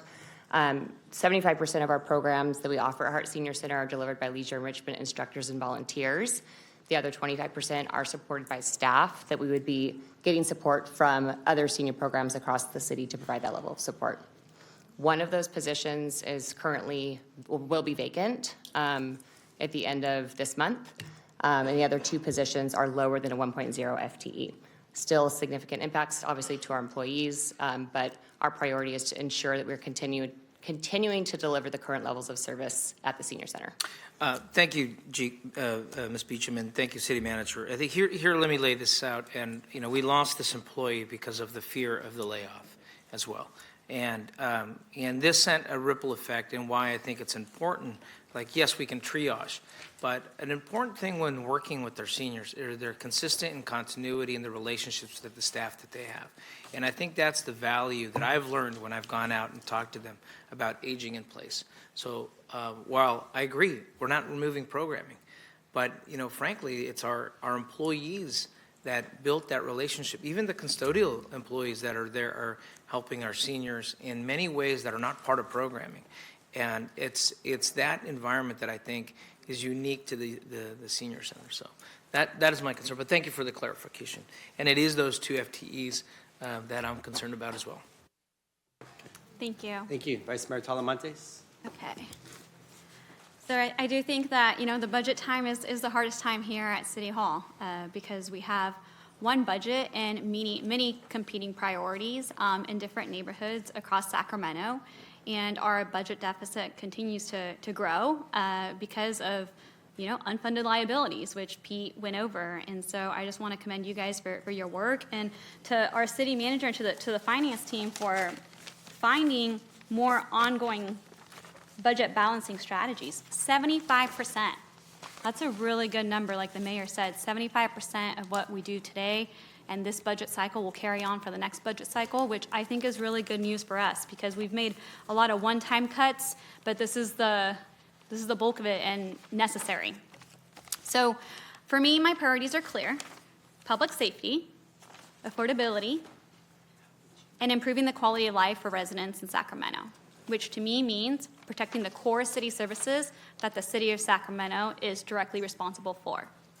Families are struggling right now, and people want safe neighborhoods, clean parks, functioning city services, good customer service from our city staff, and opportunities and safe places for their kids to go to after school.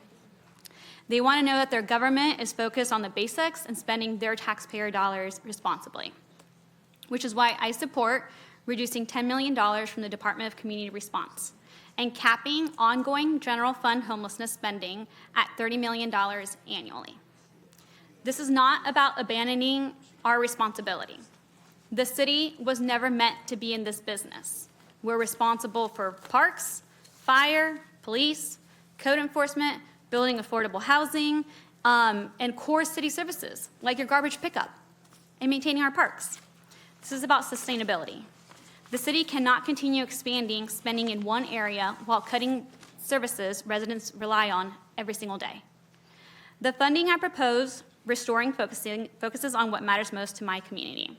Public safety investments like gang violence prevention, restoring the school resource officers at Natomas High School at no cost to the city, and maintaining our mounted horse unit, which I talked about last week at council. I think having the mounted horse unit in downtown provides a level of safety that people see, and it encourages people to come out. So I'm super supportive of this. Protecting summer pools and aquatics programs so that kids and families have safe, affordable places to go during extreme heat. Preserving programs like Summer at City Hall that gives young people opportunities and connects them to civic engagement here at City Hall. Again, it's giving them something to do over the summer so that they stay out of trouble and they get to learn about local government. And maintaining strong city operations. So I do have 2 asks that I put on my memo. One of them is the city clerk's automation system. It's an IT program, and basically a new state law passed where we have to accept more public comments from people that are not in this room. And she needs the support in order to be able to keep these council meetings going. And we always ask the city clerk to make City Hall more accessible, and she needs these programs, which, I mean, it's not sexy to fight for $900,000 for an automation program for IT, but it's necessary. She's the person that keeps the lights on in this room, that does the projector, that helps City Hall going with the day-to-day tasks and the agendas that we ask for. So I am asking for that to be considered in the budget so that we can support our city clerk. I also asked for protections in our city attorney's office and keeping his 4 senior positions as senior classifications so that he can hire seasoned litigators to handle complex litigation with the current number that he has. In the long run, we will be saving money by keeping these positions in the city attorney's office in-house instead of him having to use outside contracts for other attorneys that charges 3-4 times the price. And we hired him a few months ago, and we asked for a stronger litigation team. We asked, hey, let's protect the city of Sacramento at all cost, and we need to give him the team that he needs to be able to be successful in his role. And at the end of the day, our city attorney's office is every single department in the city of Sacramento. They overview our ordinances and legislation that we propose. They make sure that that contracts and MOUs that we have are in perfect shape so that, you know, for example, if it goes south, we get our money back, or, you know, that there's transparency and data protections. Our city attorney's office has to review every single document that comes before us. So if we get rid of these positions, the staff time to produce the report is going to be a lot slower, and the policies that we expect to come to council within 30 days of, you know, introducing it are going to be cut, or, you know, it's just going to be slower. And so if we're okay with slower response time, then that's our choice. But transparency and accountability and sound legal advice is important to me. So I know these 2 asks are not shiny, but I think that they're necessary to keep our city functioning. Lastly, Councilmember Dickinson has a few asks for District 2. They're at the very bottom of the list. I know he'll be talking about them. North Sac Code Enforcement Project and North Sac Economic Development Project. When we talk about equity, District 2 has 33%, I think you said, at the joint, 30% of homelessness in his district. 30% of all homelessness in the Sacramento region lives in Councilmember Dickinson's district. When we talk about equity, we need to focus our money on the neighborhoods that are most impacted. And I do think that District 2 deserves these programs and that District 2 deserves this funding, and I'm happy to support him in what he decides to say today. But at the end of the day, residents want a city that feels safe, affordable, and functional, and so I just look forward to hearing from my colleagues on what everybody else's asks are, and kindly and respectfully ask to include the city attorney and the city clerk in your budget asks. Okay, thank you. Councilmember Dickinson. Thank you, Mayor, and thank you to my colleague for the support in advance. I want to suggest a little bit different lens through which to look at the budget. We've done it to some extent, but I don't think that we've done it sufficiently, quite frankly, and for quite some time. We talked this afternoon about looking at what we do as a city through a racial equity lens. That is necessary and appropriate, in my opinion. But I think we also need to look at what we do as a city through an economic equity lens.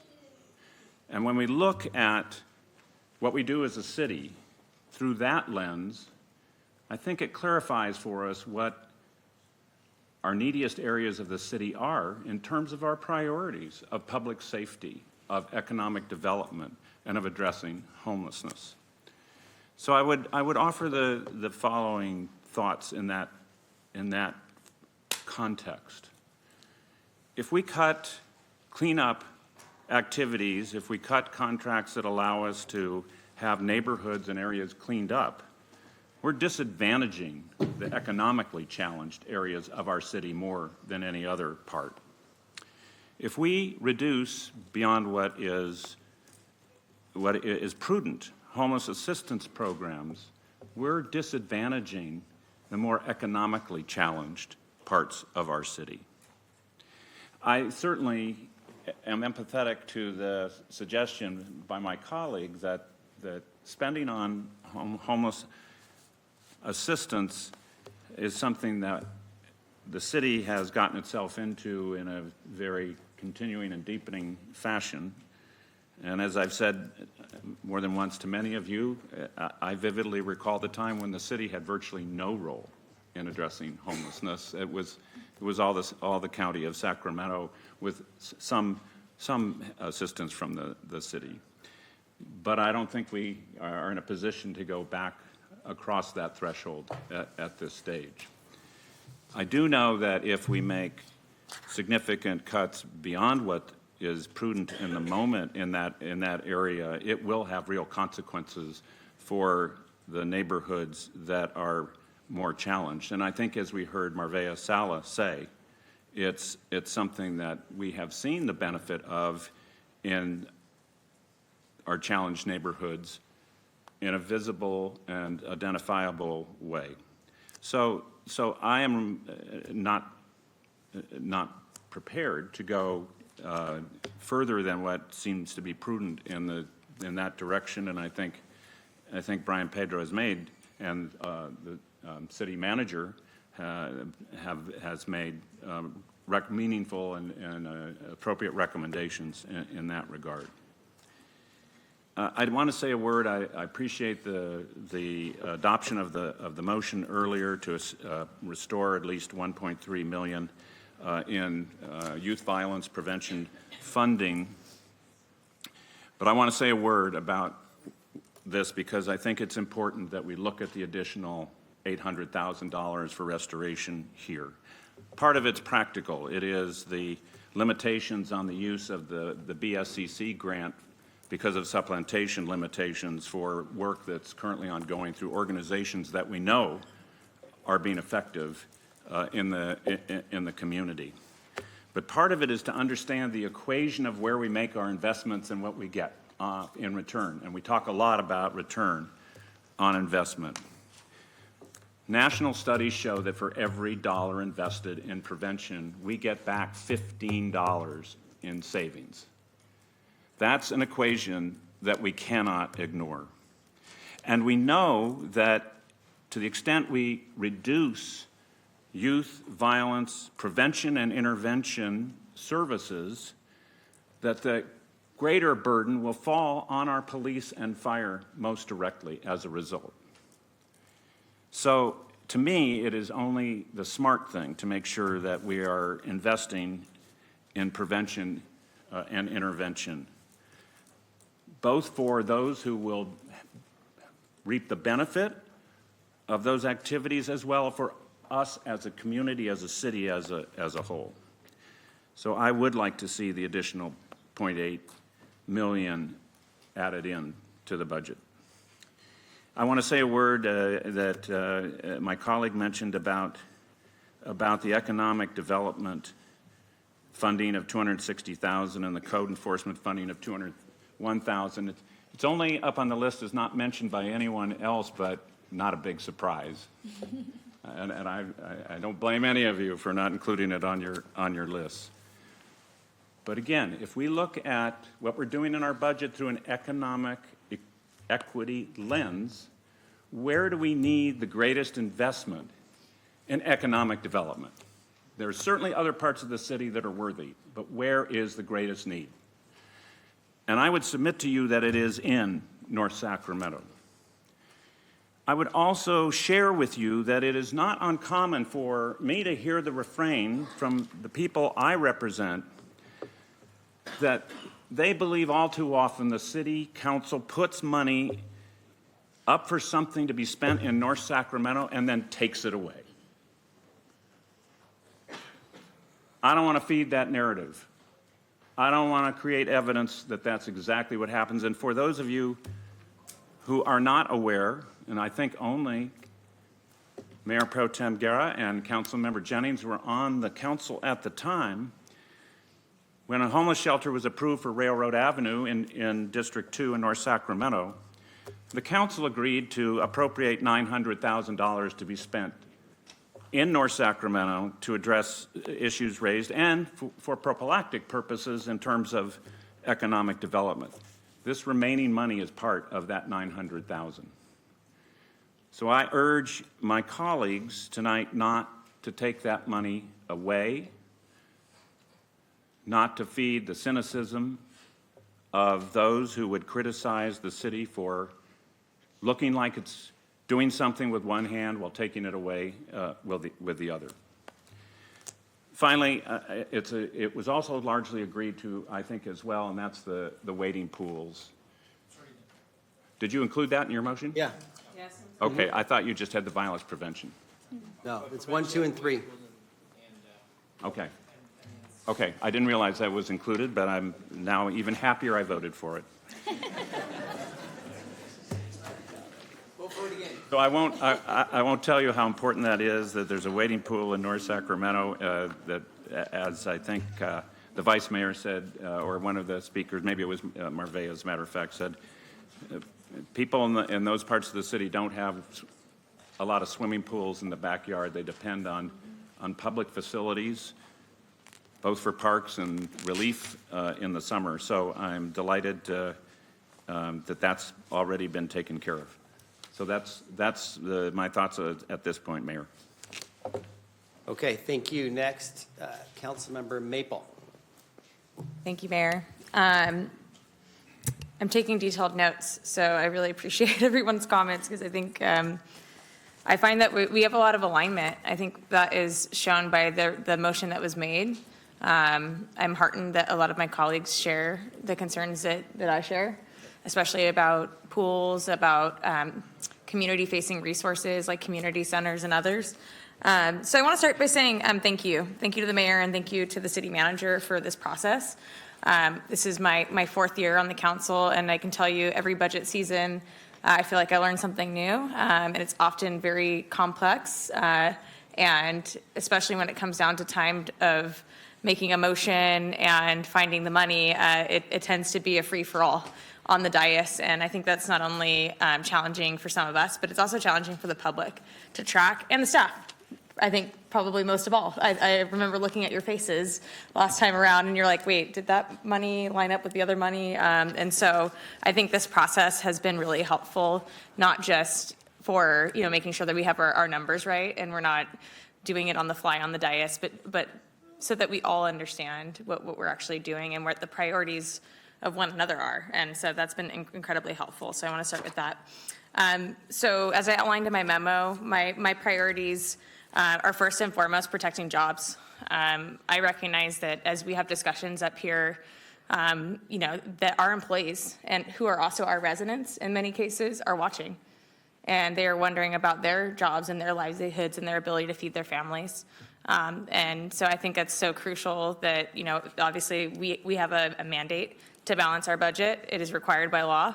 It's very challenging when we're in a situation like this where we must make cuts in order to balance our budget.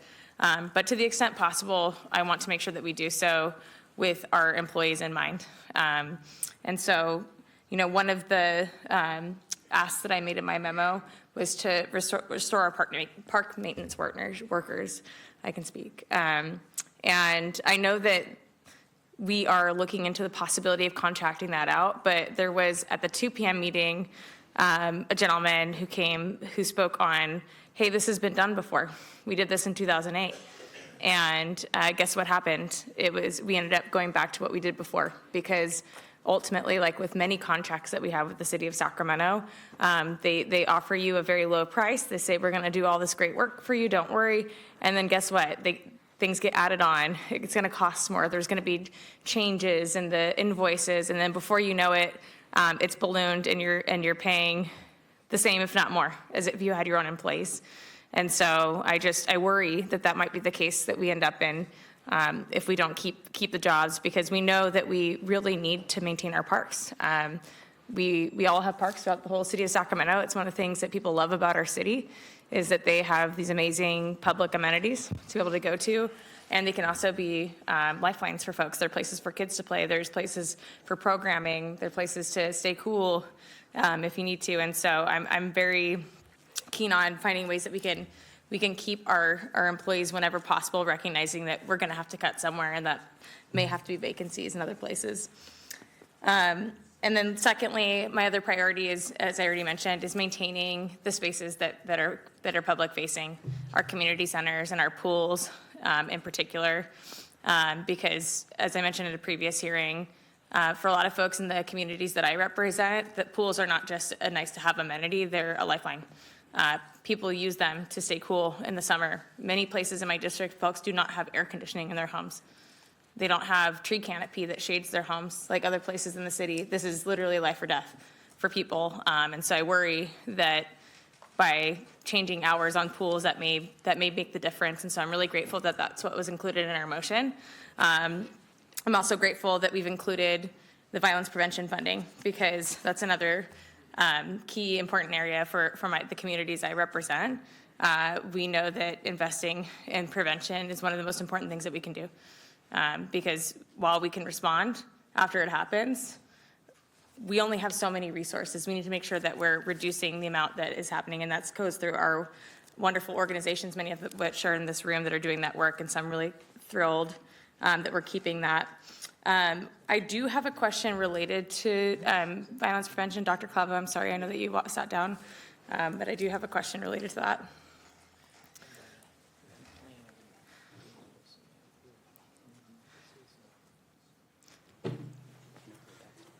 And I'll provide a little bit of background while you walk over. Thank you. So one of the questions that I have is, we have a lot of programming that is in response when incidents happen. But what I'm hearing, and I think we have a family here in the audience from Oak Park that recently went through a horrific shooting. And luckily the folks who did that have now been caught and will go through the criminal justice system. But what I've heard from the family, unfortunately, is that they feel as though they haven't received the resources that they need.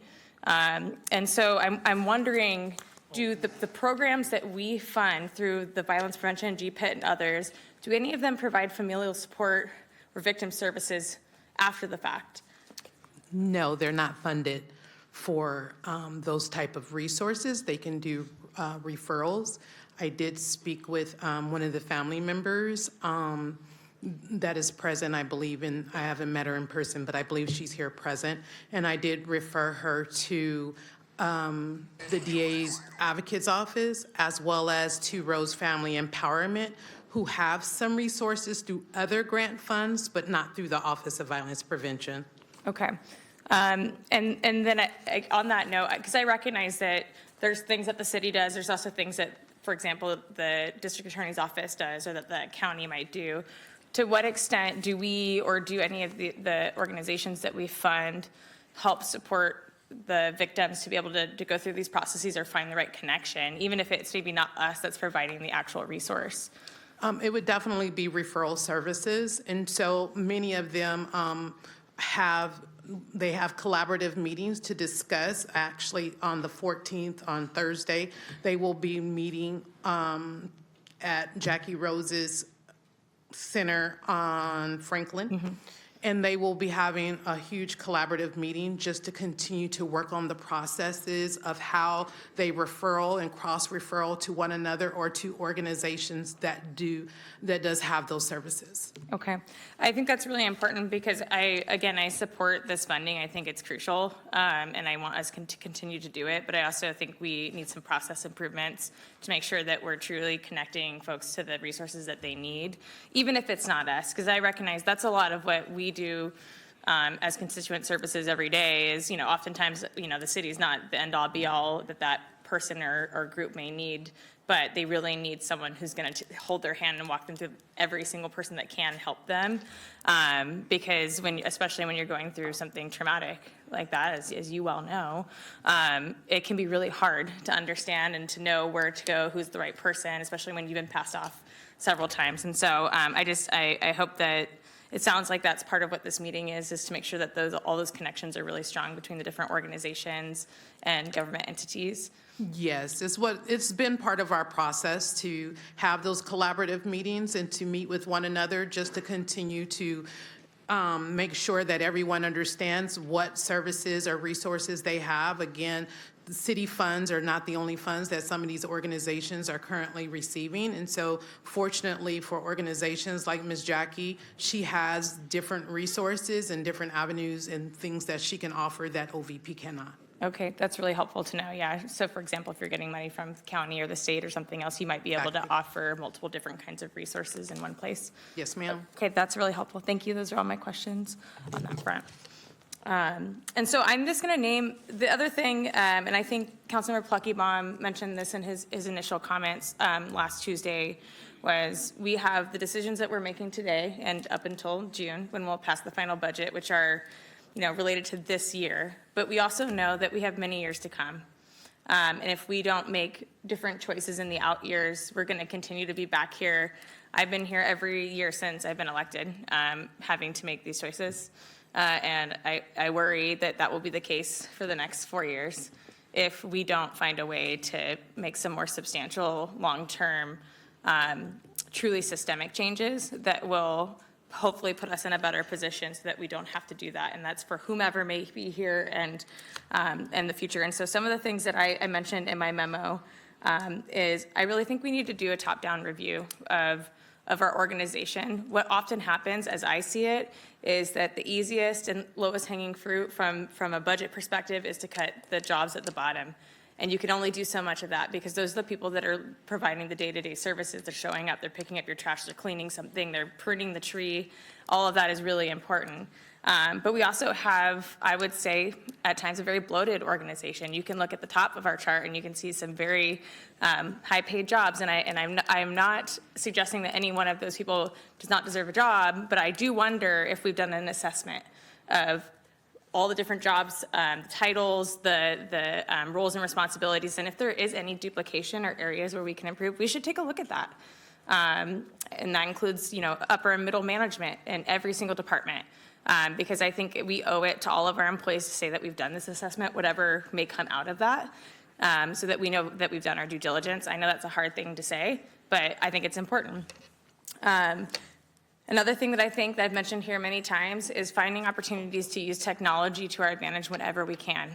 I used to work in the Capitol in the chief clerk's office, and I will tell you still to this day that there's two people's jobs sitting in the basement of the Capitol reading from a paper bill that has been printed out loud to one another, where they take a pen and find it's really true. I used to do it, where they find errors in the bill, and then they send them to print. Guess what?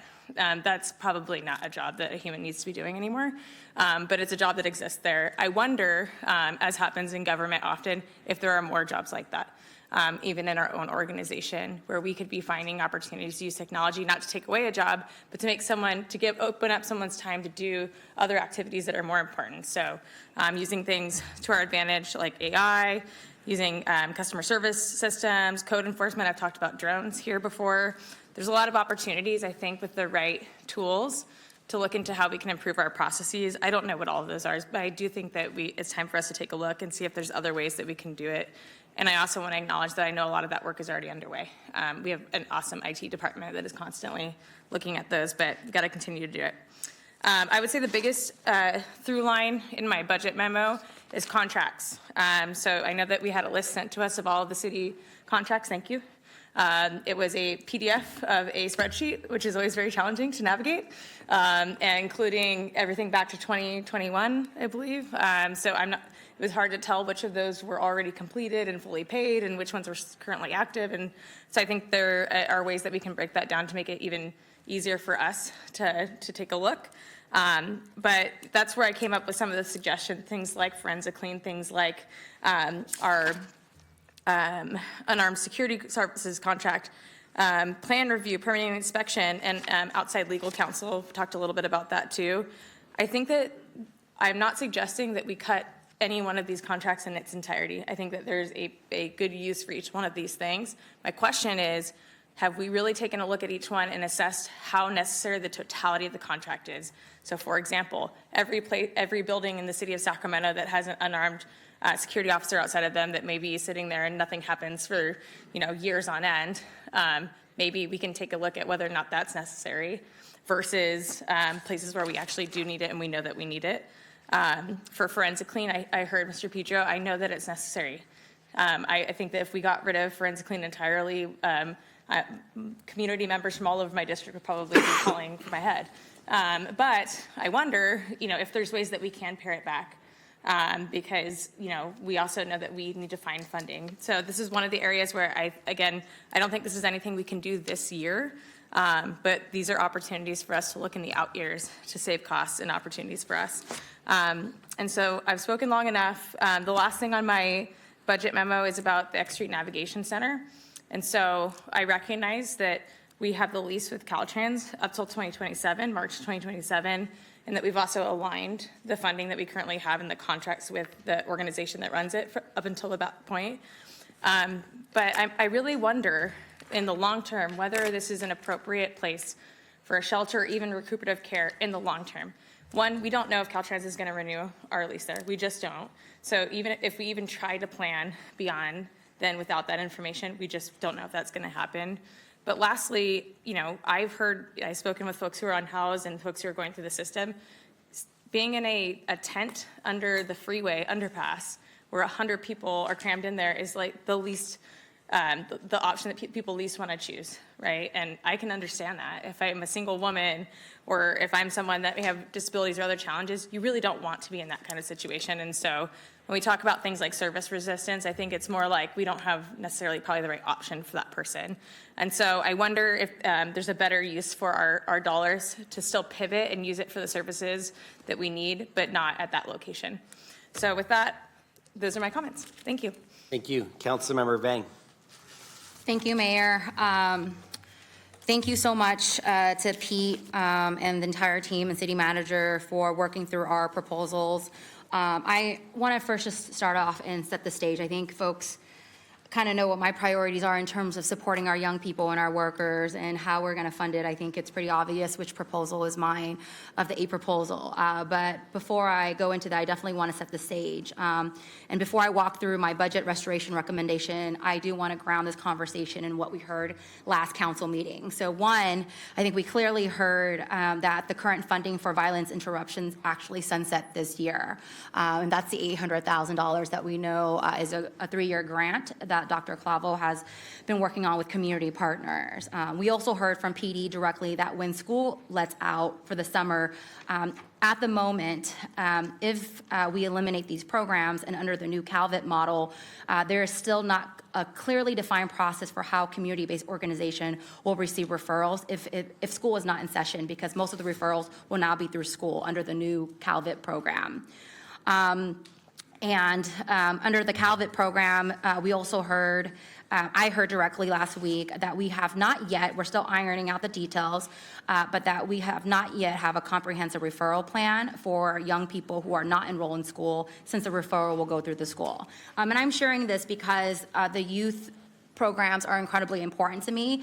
That matters to me because violence prevention can not only be dependent on a connected school system, but also why we need our community partners now more than ever. They are usually our frontline defense when things happen, and we have to make sure that our community partners are part of that ecosystem. And so it's really important for me that we're able to reach out to youth that are disconnected, that are unhoused, that are justice impacted, or otherwise are just outside of the traditional system, which is why I am a big supporter of making sure we restore the violence prevention and also the violence interruption programs as well. Today, 3 of my colleagues actually held a press conference to urge the city to protect funding for our programs that support our youth and keep our community safe. And last year, I was on the dais, and I made the same plea.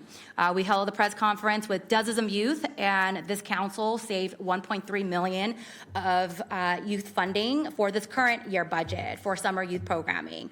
And yet, we are here again having the same conversation. And so we have to ask ourselves, again, will we fund violence prevention strategies that just go beyond policing? Because every year, we'll be back at this conversation if it is not ongoing. I think we talk a lot about also budgeting our values, and if public safety is truly a council priority, and if we have a shared definition of what public safety is, because for me, it goes beyond fire and police, that we also have to make sure that we're investing in youth violence prevention and these programming. I made my requests to restore critical programs that include the 1.3 for the violence prevention, which we just voted on briefly, so that's great.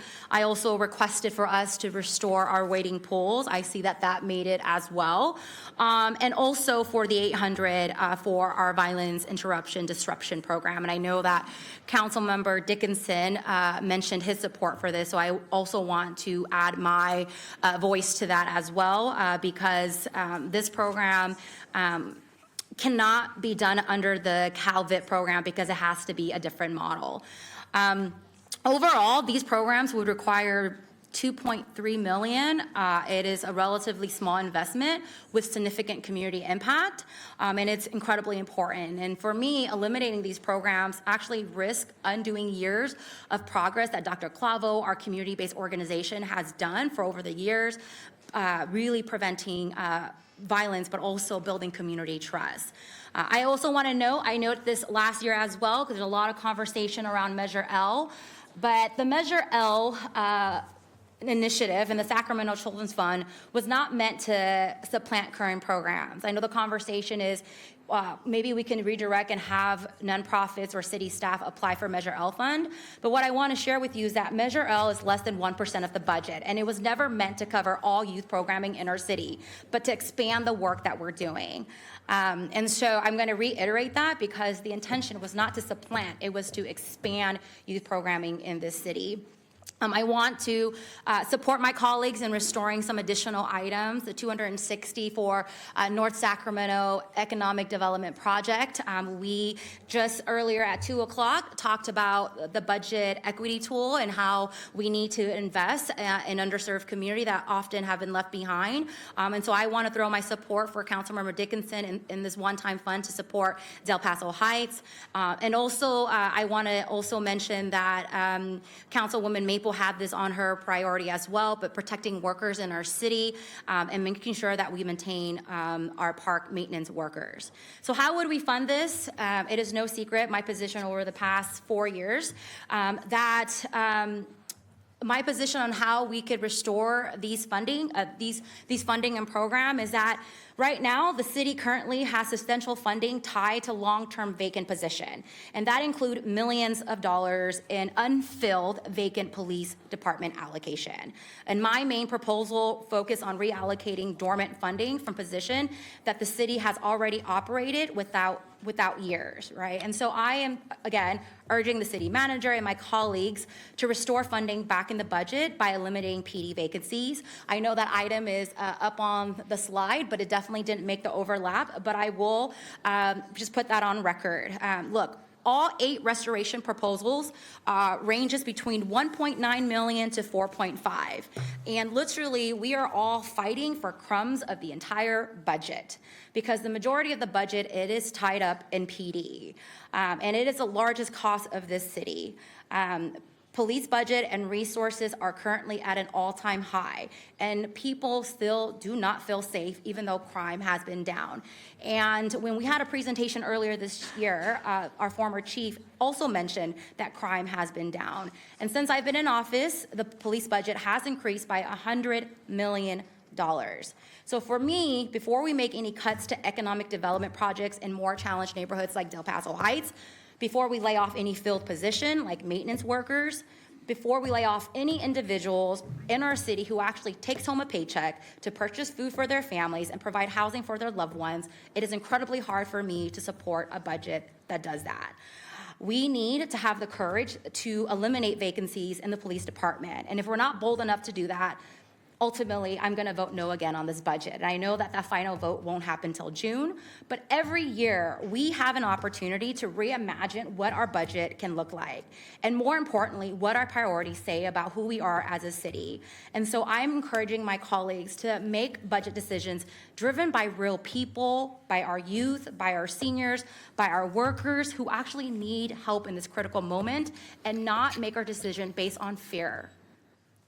The reason why we have a large police budget is because we make decisions based off of fear.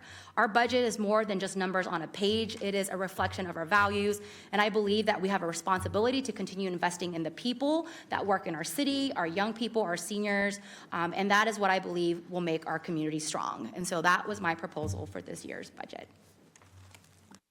Thank you. Councilmember Kaplan. Thank you, Mayor. I, like many of my colleagues, want to center what I wrote my budget memo about. First and foremost, our city employees. Those that are at the heart and the workforce of making this city go, about public safety and about protecting our youth and our parks. I want to start with where I think we can address some additional budget savings, or if we want to call them financing. As I've sat and I've listened to my colleagues, my budget proposal, which was proposal number 2, if we didn't name them, we need to name them, had that we find an additional it was in BCP number 12, take the capital funds that were set aside for the construction of 2 emergency shed units, 40 each, which would cost $7.4 million for a total of 80 sheds, which would also have an ongoing savings for operation costs of $1.5 million. So in total, $8.9 million in savings. But as I listened to the Vice Mayor, I'm supportive of when we look at are we actually hurting services if we take $10 million from DCR? We're not, because 7.4 is one-time capital costs, which are actually not providing any services. And the 2.6 million ongoing is really, you have to look at when HAP 5 to HAP 6 funding, the city lost approximately $11 million in HAP funding.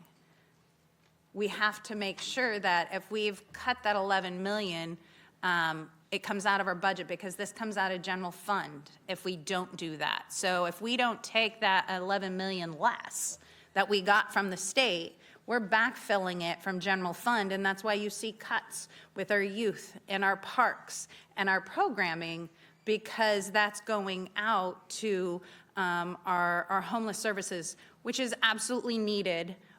But I think we have to come into alignment, which I really appreciate our auditor for finding ways that we can make and streamline our program. I really want to thank Mr. Pedro at DCR, who's done an amazing job of trying to streamline, but I still think we as a city sometimes need to pause and look at the policies and the programming we're putting in place.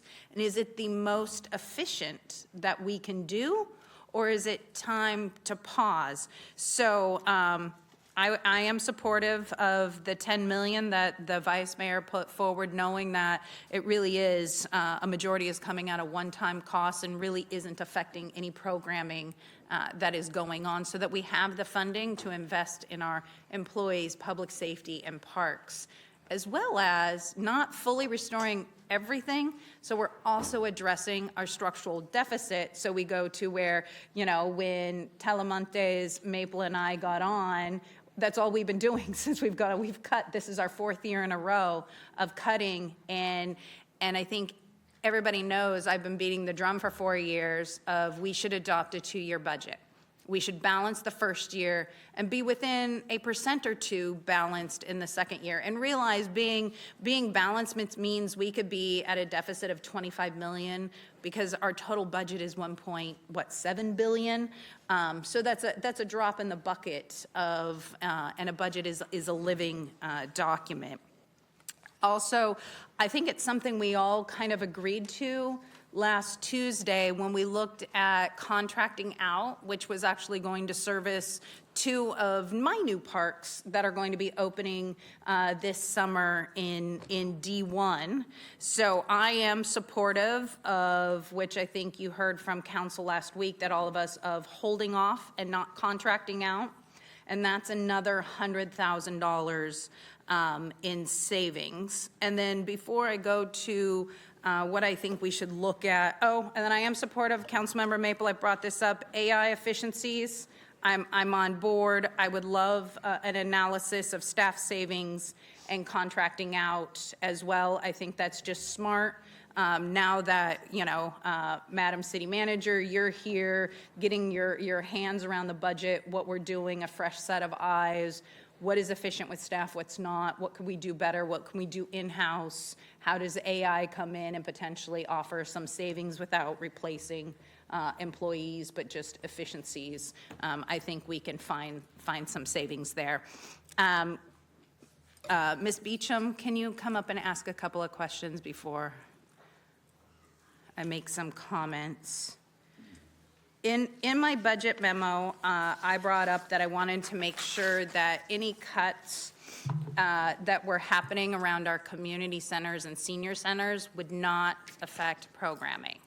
You can confirm that the same hours and programming are going to exist. That is correct. So in the initial baseline proposal that included a reduction of community center hours down to 4 days a week, there would have been an impact to programs and services at community centers and the Hart Senior Center. With the restoration of that in the newly proposed budget, that has all been restored. So they're back to 5 days a week? That is correct. Okay. And then I want to talk to you when I want you to tell me a little bit about how, because I want to, of priority is putting those 26 park maintenance workers back into our city. Like, it is absolutely essential, knowing that, some are new parents. Some have been with the city for a very long time. I know my small little park maintenance workers by name. I actually have their phone numbers. So I think it's important because they are a fabric and part of our city, that it was estimated that the savings would be about $546,000. And then with the not contracting out, that's like another savings of $100,000. What is your proposal to be able to address, keep the 26 employees, but also bring in some savings? I just want to give you a chance to talk about that a little bit. Well, as we've been having these budget discussions, really over the last 3 years, and staff have continued to try to identify operational efficiencies, we've invited staff to, come up with proposals and help us to identify new ways of operating that help support savings. And our park maintenance team, really over the last 3 years, but especially in the last several weeks, have been working on different strategies for updating how we are deploying our resources. And so we would be prepared to implement a new staffing model that really deploys our resources based on the demands that we're seeing in our neighborhood parks. So we would be visiting our parks based on the amenities that are existing, based on the level of permits that we're seeing happening in our parks. With this new model of service, it'd be a more tiered maintenance level approach to our non-landscape services, where we would be deploying our services. We would anticipate not seeing any visible level of service impacts. Our landscape services would be maintained the same as you currently see them by city staff. Where we currently have contracts in place, those would remain, but we wouldn't intend on contracting any additional services out.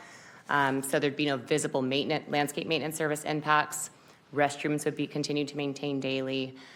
We would just be adjusting the way we're currently doing business and really trying to address based on what the actual demand is at each of those neighborhood parks. So, for example, the park behind my house is just a tiny little strip parklet.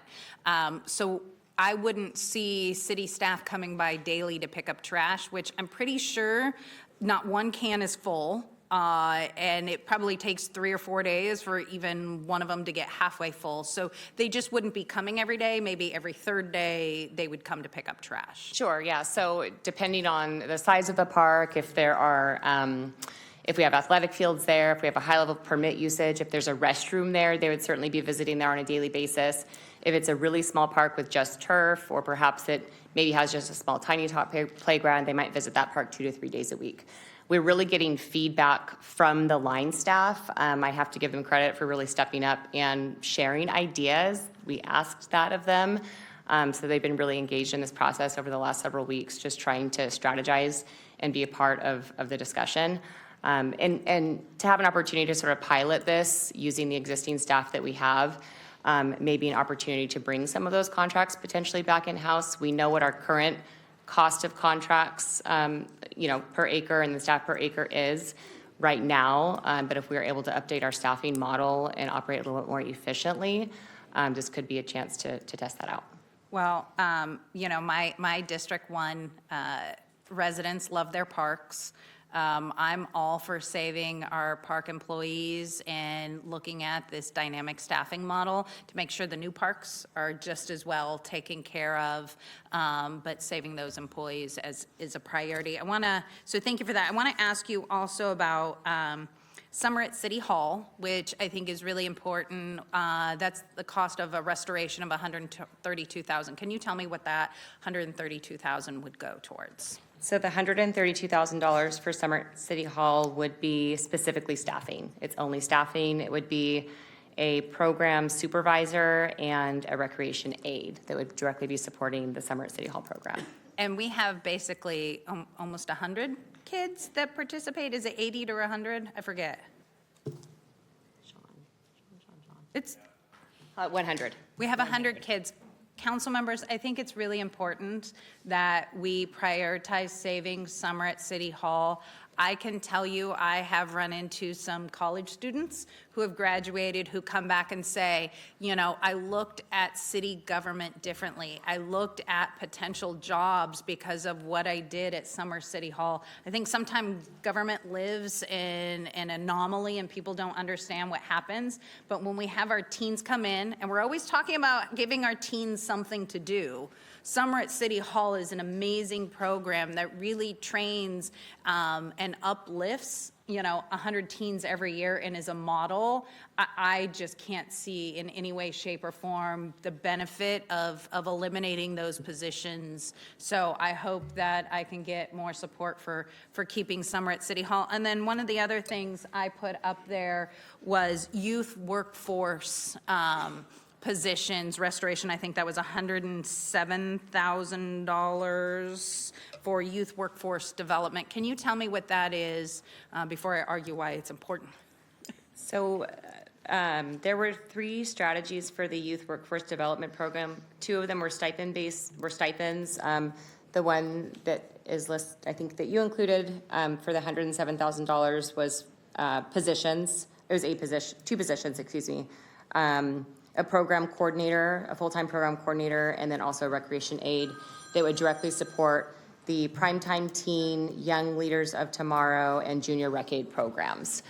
So we would need those staffing to ensure that those programs are not reduced by 50%. So Primetime Teen, what else? Young Leaders of Tomorrow, and Junior Rec Aid.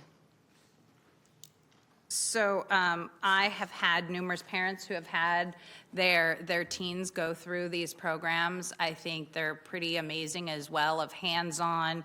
Primetime Teen really is just another way for the city to get our teens of what is real life, resumes, what do they want to do with their life, public speaking. It is an amazing program, and we talk about how we invest in our youth. I think this is another thing that we need to make sure the positions are there, that we invest in our youth, and I hope that I can have the support of my colleagues for keeping those. So thank you, Ms. Beecham.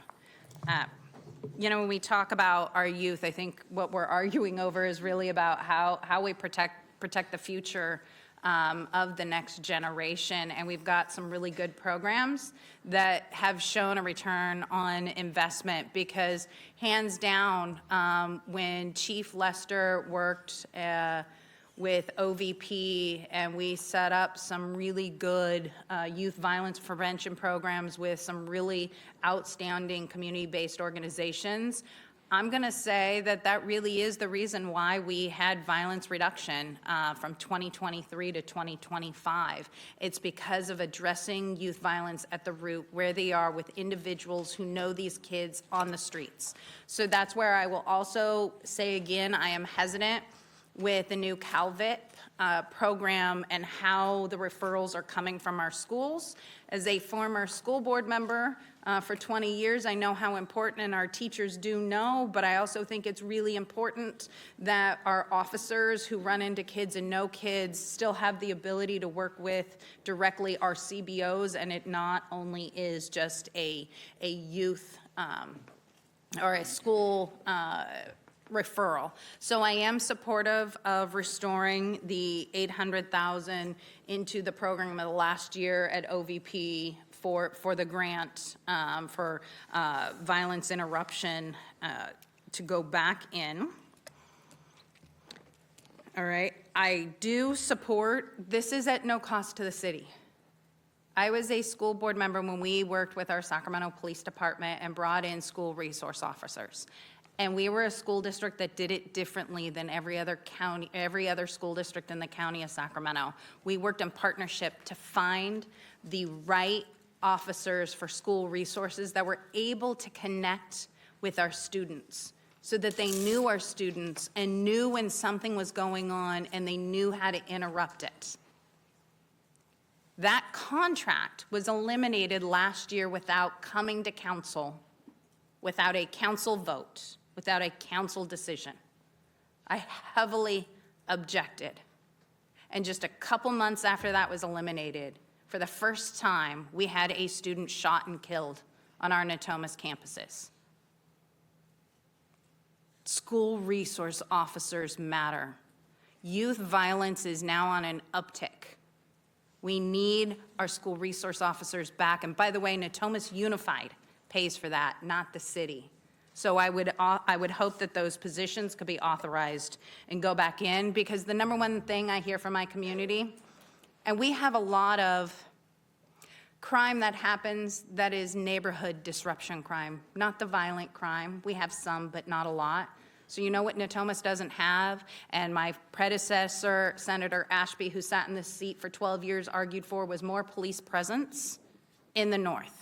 And guess what? We don't have it because there is less officers on the payroll and they're addressing violent crime. And our school resource officers help address that when they're in Natomas and help with that safety in the community. And Natomas deserves that, since we are consistently understaffed with police presence. And I hear consistently in my community, why should I call the police when they never show up?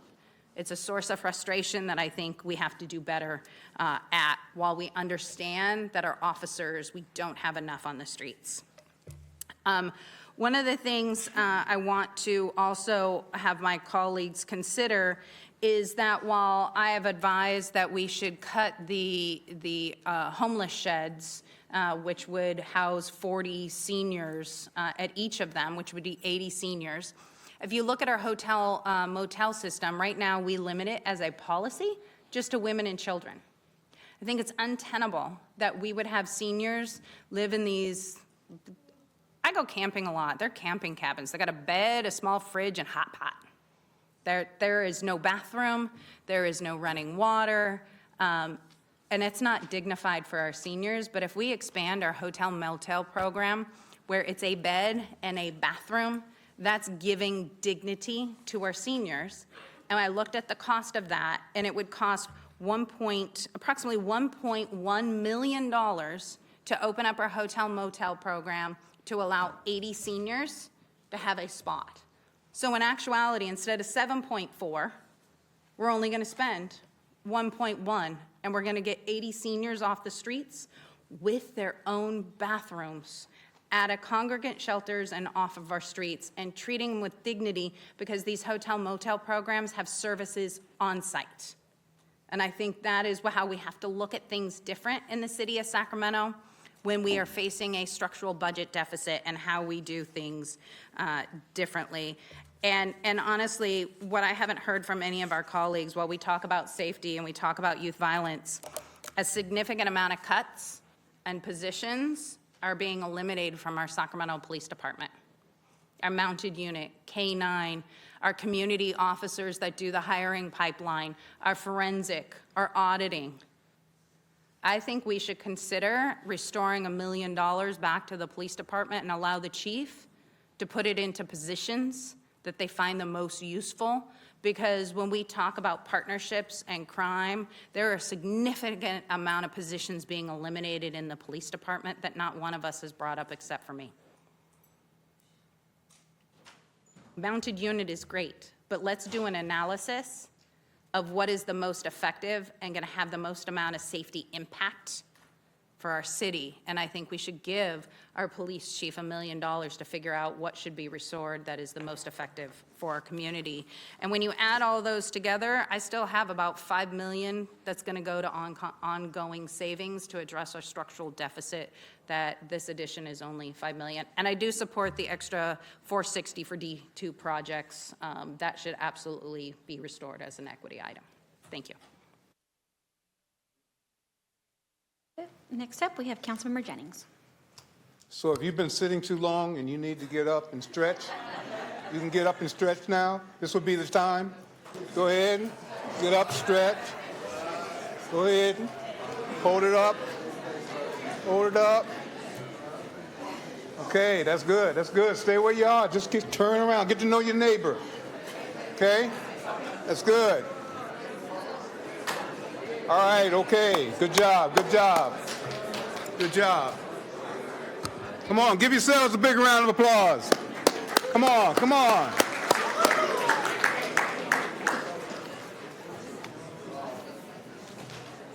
So I know I was hurting myself. I needed that probably more than any of y'all did. But I just want you to know I appreciate you hanging in there with us as we go through this process.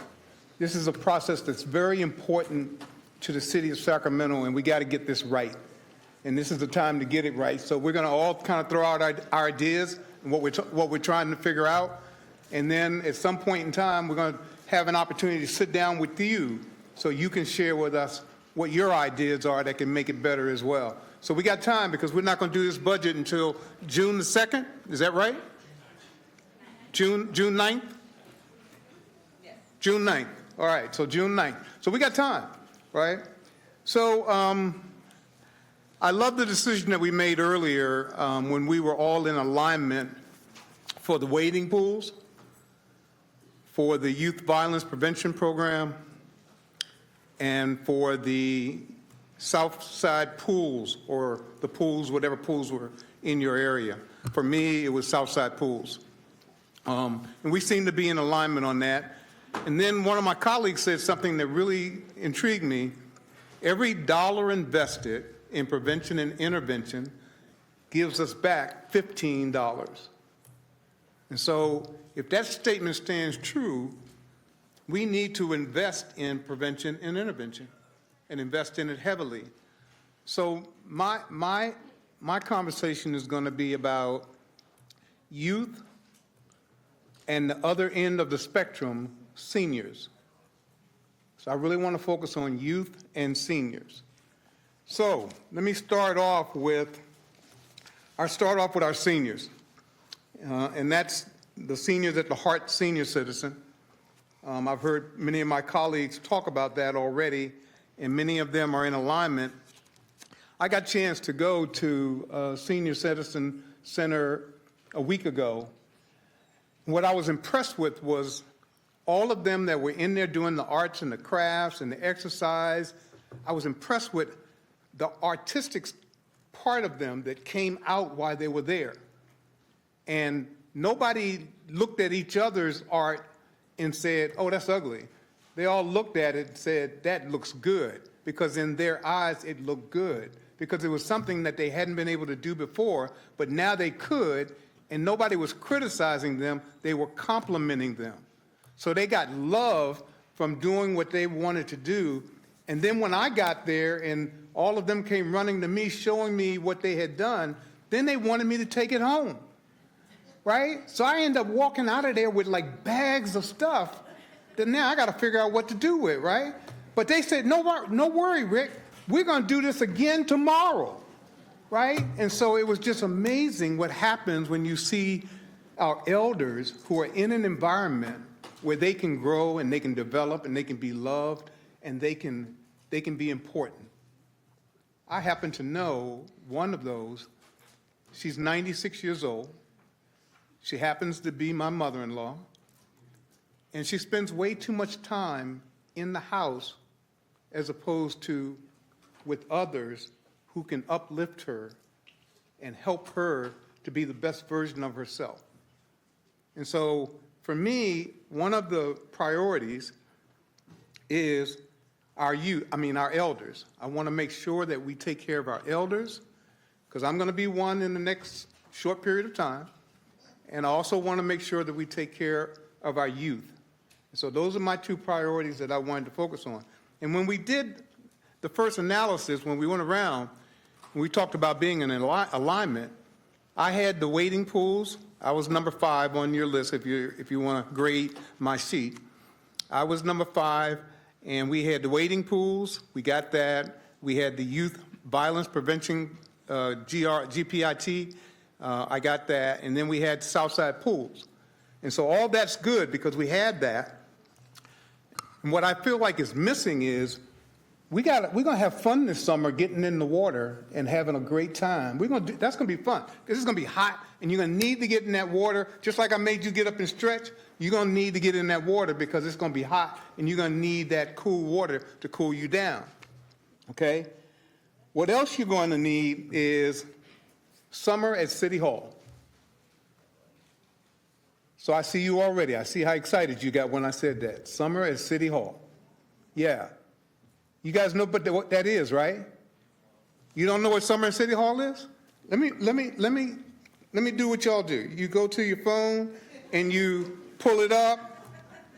The Summer at City Hall program is compelling collaboration between the City of Sacramento's Department of Youth, Parks, and Community Enrichment, Youth Division, along with the Sacramento City Unified School District, the Twin Rivers Unified School District, the Natomas Unified School District. For the upcoming year, current freshmen, sophomores, and juniors are invited to apply for this amazing summer program. Students must attend Sac City Unified School District, Twin Rivers Unified School District, Natomas Unified School District, or live in the Sacramento City limits to qualify. Now, you can read all the rest of it, but it's a great program because when I see the youth who come there and they come down here to City Hall, they learn firsthand how to sit in this seat and how to govern.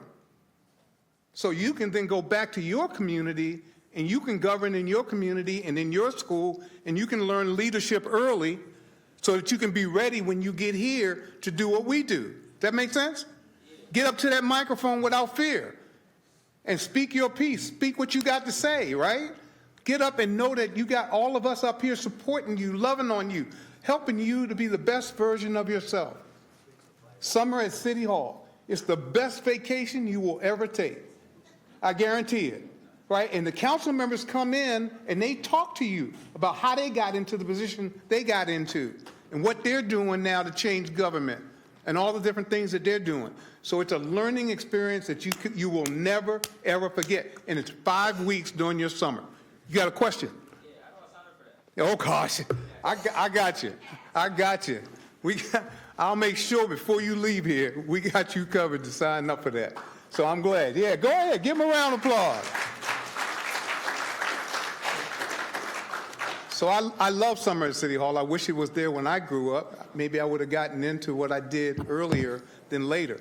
But I did. I got into it, and now I'm telling you a secret that I think will help you for the rest of your life. And so I want to tell you about that. So that's one thing. So, Councilmember, can I pause you real quick? Yes, please. It seems like we have some summer at City Hall. Folks want to keep talking about that potential, and I'm not adverse to that. Question, put you on the spot back there, Parks Director, Jackie Beecham. It says in my phone here, the app here, that applications are due in April or May. So is it shut down for this year? We don't know. So let's see, these young people want to apply for this summer. Is it closed down? If not, there's next summer, if it's still around. Okay. Just a yes or no. More information. Yeah, and also he didn't know, too, that it comes with a $500 stipend. Wait a minute, you're taking my thunder. Sorry. Okay. Summer at City Hall program right now is open on ActiveNet for registration. I would have to double check to see where we are. Some of the sessions are full. It depends on which school district you're at on there. I do encourage registering and getting on the wait list. Maybe you can find out and get back to us in the next hour. Thank you. All right, so it's a good thing you're here, because if he comes back and says it's open for you, you got to get on your phones and you got to make some quick moves, okay? Yes. You with me? Yeah. So just wait until he comes back, and then you can do that. So I'm a big fan of summer at City Hall. I want to make sure that that gets done, and I want to continue to do that. So then I want to go back to our seniors, and already got the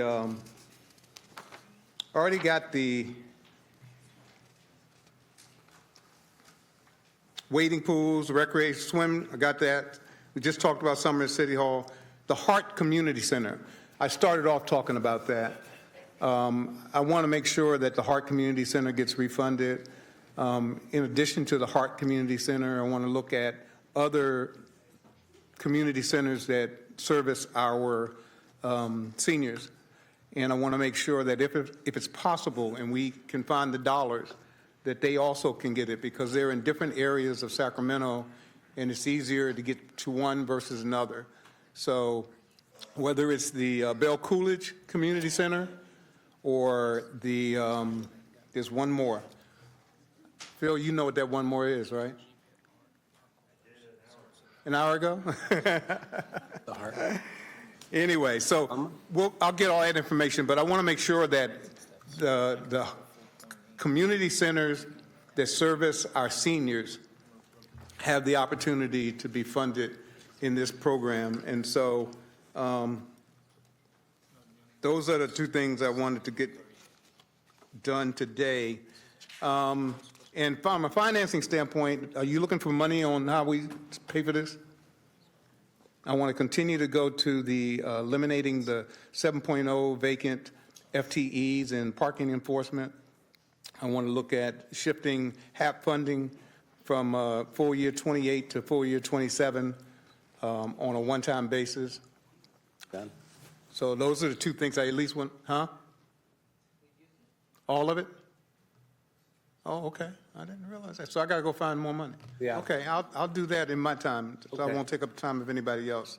So I think I got the top 6 things I wanted early, 3 things I wanted early. And Mayor, I think I was on the exact same page as you. The violence prevention, wading pools, recreational swim hours. We now have summer at City Hall is what I'm talking about, and the violence prevention and the Hart Community Center.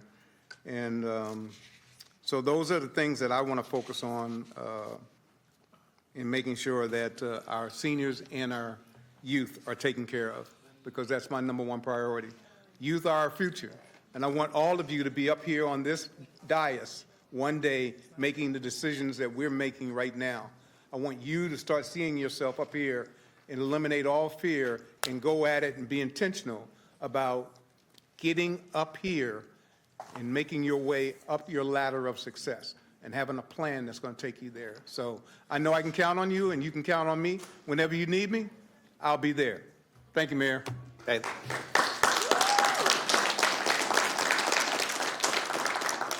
Thank you, Coach.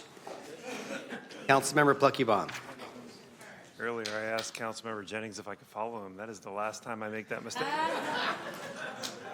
Before I start, I owe a big apology. Last week, I popped off a little bit and said some things that were not intended in the way that they came out. It was late. I was tired. That's not a defense. That's just what happened. And so to DCR, to the city, and frankly the whole region, I apologize. My intent is not to defund the work that you're doing. Obviously, there's a lot more work to do. But with that said, I am looking for a work plan that gets us to functional zero. If you tell us what it will cost in time and treasure, I know all of us will work just as fast as possible to get that money so that we can fund the work that we know we need to do for people experiencing homelessness. We owe it to the city and the region, and most of all to everyone without homes. Budgets, what we've been discussing all day, and frankly for the last couple of months, are not all or nothing propositions. We adjust them all the time. Reasonable people can disagree. But the more prudent we are today, the better off we'll be tomorrow. It's a pretty cliche standard budgeting principle.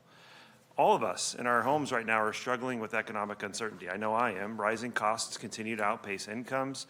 There are multiple possible headwinds in our economic forecasts, and I think we can all just feel a bit of unease in the economy and sort of what's happening out in the world. Unfortunately, we can't do all the things we want to do, which is why I'm so glad last fall the City Council decided to focus aggressively on growing our revenues as a strategic priority for the city. But until that happy day when supply exceeds demand, we have some hard choices to make. We are going to embark upon a new era of accountability in the city. Our new city manager has launched a metrics program. I've heard this council say in the past, if you're not measuring, you're not managing. Our manager is working to develop very smart, specific metrics that are not just quantitative, but qualitative measures of success for our city. And we should insist that all of our boards, commissions, JPAs do the same, especially with respect to services for people experiencing homelessness. We owe the public a clear and accurate picture that explains what they're getting for their taxes. Now, on equity, proximity to parks is obviously a real property benefit. Some of our most affluent neighborhoods are built around our regional, community, and neighborhood parks. Economic segregation may be the last legal form of segregation. We have neatly divided all of our communities throughout this country and maybe throughout the world by income. And while we work as a city to create better mixed income communities, we must continue to recognize and address the realities of the world we live in. And the equity focus will continue to be a big part of that discussion.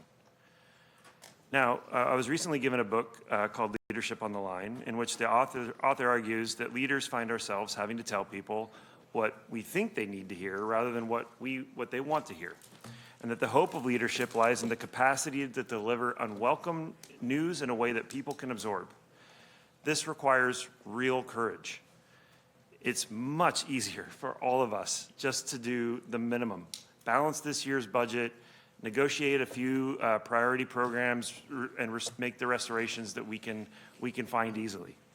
And that's exactly how we got to this position that we find ourselves today. Now it's time for a new approach.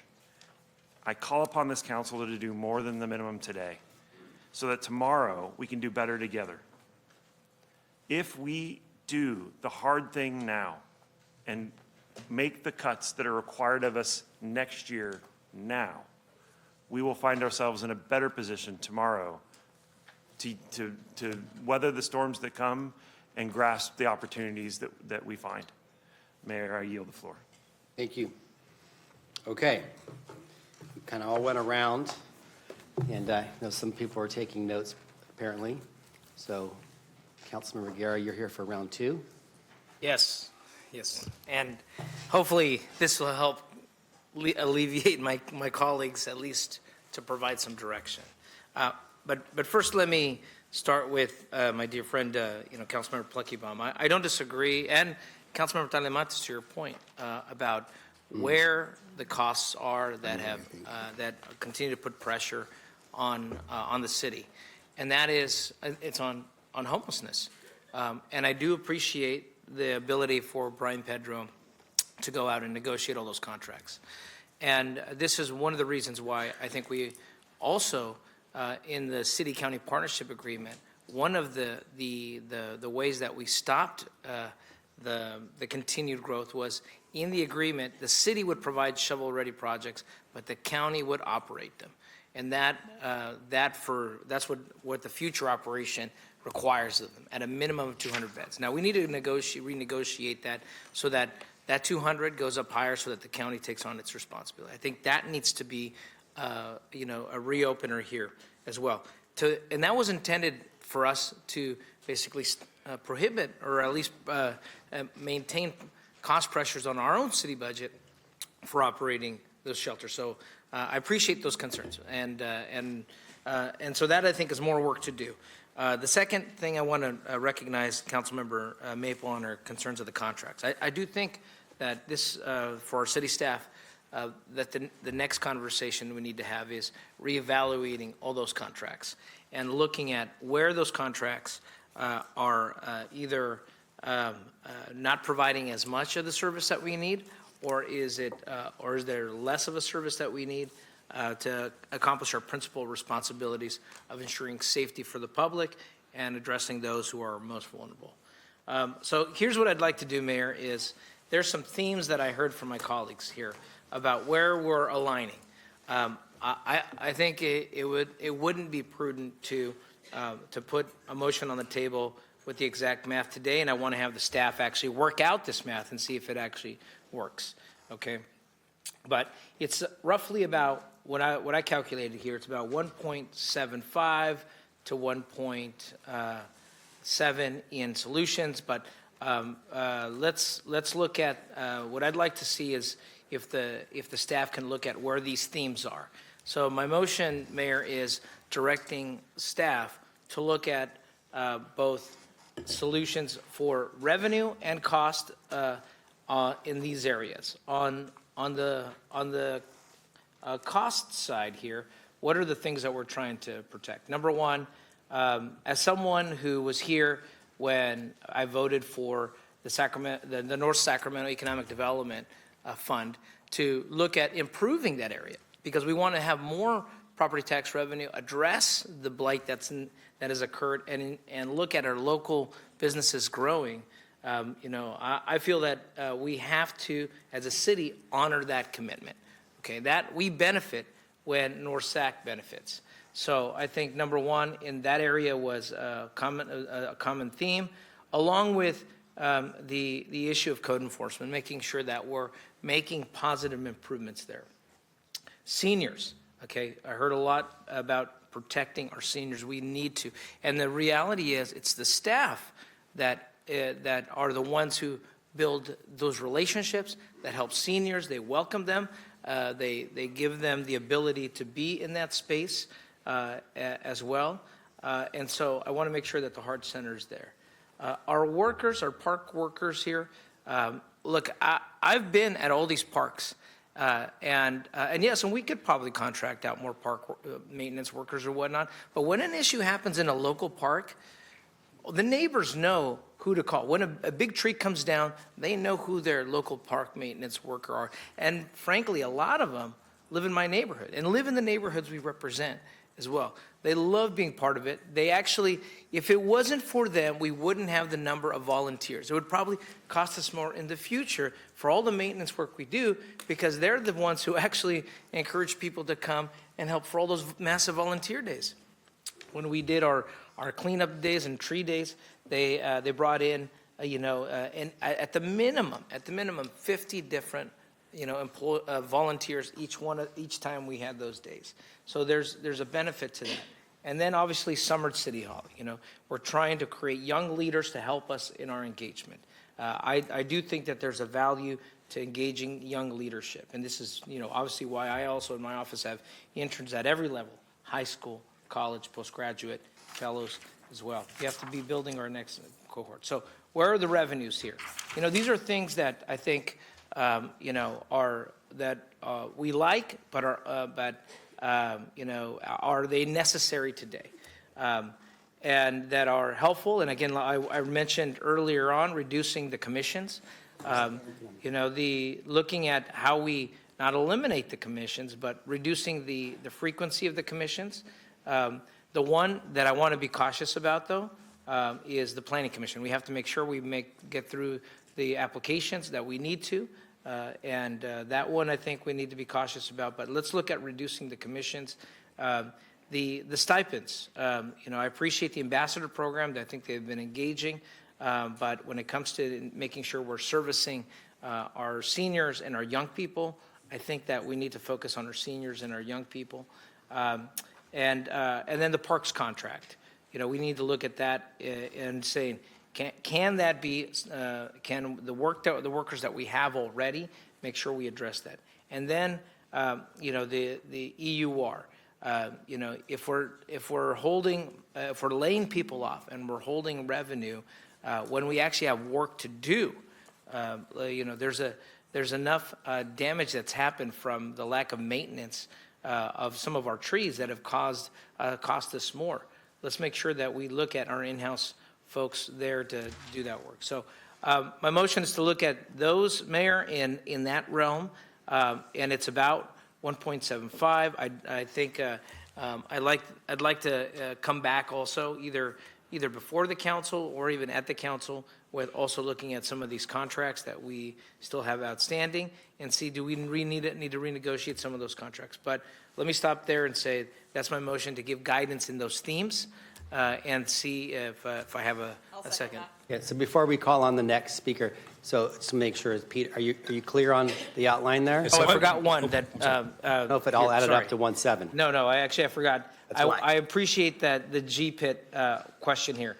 But, in order to make this happen, to find that revenue, I'd like to increase the GPIT by 2.75, for that balance. And that I think gets us close to about 1.75. But this is why I'd like, I think, staff to look at these numbers and see if they get us to that point. And just clarification for NORSAC, were you talking about the NORSAC economic development and the NORSAC code enforcement? Correct. That's both. point 0.2 for code, 0.26 for economic development, 0.27 for GPIT, 0.27 for HART, 0.57 park workers, Summit City Hall 0.13. That gets to 1.7. On the revenue side, we got 0.03 on the commissions, 0.11 on the stipends, 1.51 on the EUR, and then park contracts, that's 0.1. Okay, so I just want to clarify just a bit. So, but also to the 1.5 is one time, not ongoing. Yeah. So just big picture, we're making subtle amendments to your overall budget that you proposed to us, City Manager, on May 1st. So earlier tonight, we did have a motion and the second we adopted, making those adjustments totaling just under $2 million on those three items. So this one is not an action just yet, but want to have further exploration. Yes.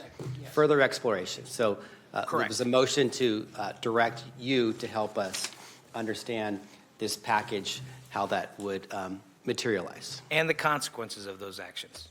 Correct. So just so I understand, so the OVP, the additional OVP funding is $270,000 one time. Correct. In addition to what council already gave us direction That is for. correct. Yeah, we've already done the 1.3. This would be 1.3 Gotcha.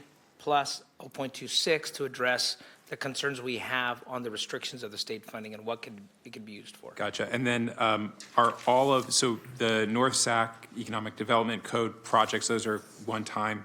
Were these other restorations, Hart Senior Center, Parks Workers, Summer at City Hall, ongoing? Oh, no, I think these would be one time. One time, I think gotcha. everyone needs to understand, as Councilmember Plunkett mentioned, that we've got to make harder decisions each time. We're at 75% of a structural budget this year. We need to get to 100% of a structural budget. And so every year, we're going to have to look at, one, how we're growing our revenue and how we're managing our expenses as well. Okay, thank you. Okay, thank you. Councilmember Dickinson.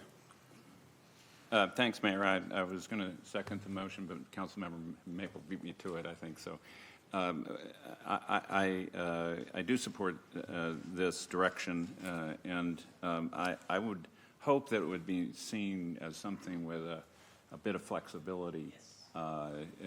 We're not, as I understand it, prescribing precision here. We're using the numbers we have, but looking at some degree on the margin for the staff to make its own judgments and assessments as well.